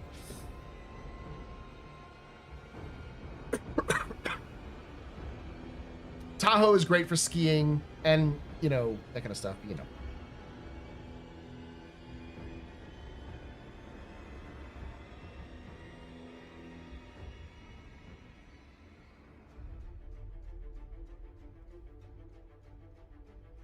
There isn't a perfect space for people to go, and Vegas was used because of a lot of different factors, and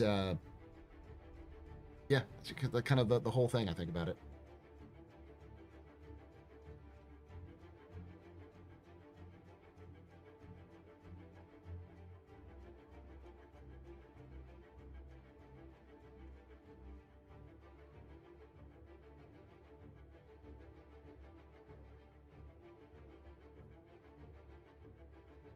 Yeah, we did. I don't have Votan, but I do like the new Votans that come out. It's a huge thing for Warhammer 40K. They reintroduced a bunch of heroes for the founding chapters. They introduced new combat patrols for the founding chapters, and they introduced Votan, new Votan lineup. So.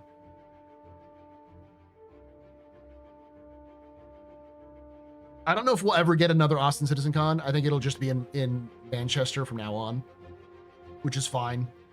It sucks, but, you know, that's where all the devs are.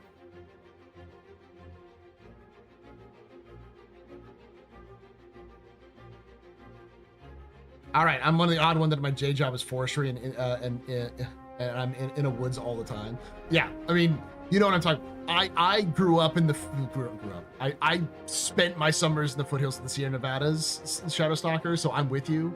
I fucking love the Nevadas, the Sierra Nevadas, and the Colorado the Rockies. Fucking beautiful countryside. Love it. Fucking spent a lot of summers in Shasta area, or especially in the winter we'd go to Shasta to go skiing and such. Wonderful place, but we're a bunch of computer nerds. Isn't Lionel Johnson around? Lionel Johnson's been around, has been in the lineup for 2 years now. But yeah, you can buy him. He's back. Logan would probably melt if we dragged him to Tahoe this summer.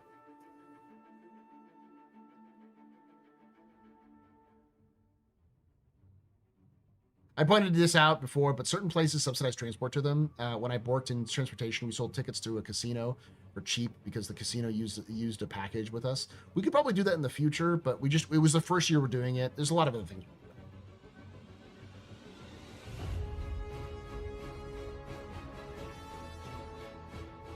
I don't think we'll see Montreal because it's just such a small studio.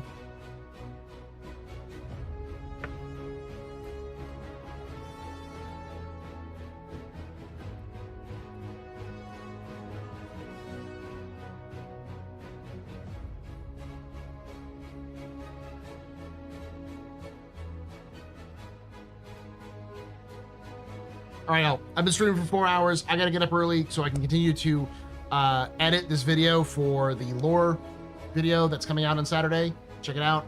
I will be back tomorrow with Pub and Plays Fridays. I don't know what we're gonna be doing yet, but it'll be early, so like 6 p.m. Eastern sort of thing. And then I will be back on Saturday for Captain's Table. And Sunday's another League Expedition. And then Monday is our Pubathon. So I'll be starting up at 8 o'clock in the morning on Monday. We'll be going for however long you want me to, minimum 8 hours. So keep that eye on that one. Holiday stream tomorrow. Oh, fuck. It is that. We'll see. I do want to get this video out. So we'll see if I can edit it before then. If we can, then we'll do a special one earlier, but I don't know if I can. So we'll see. Thank you for watching. Thank you for hanging out. And like I say every time, hope to see you someday. Live a lack.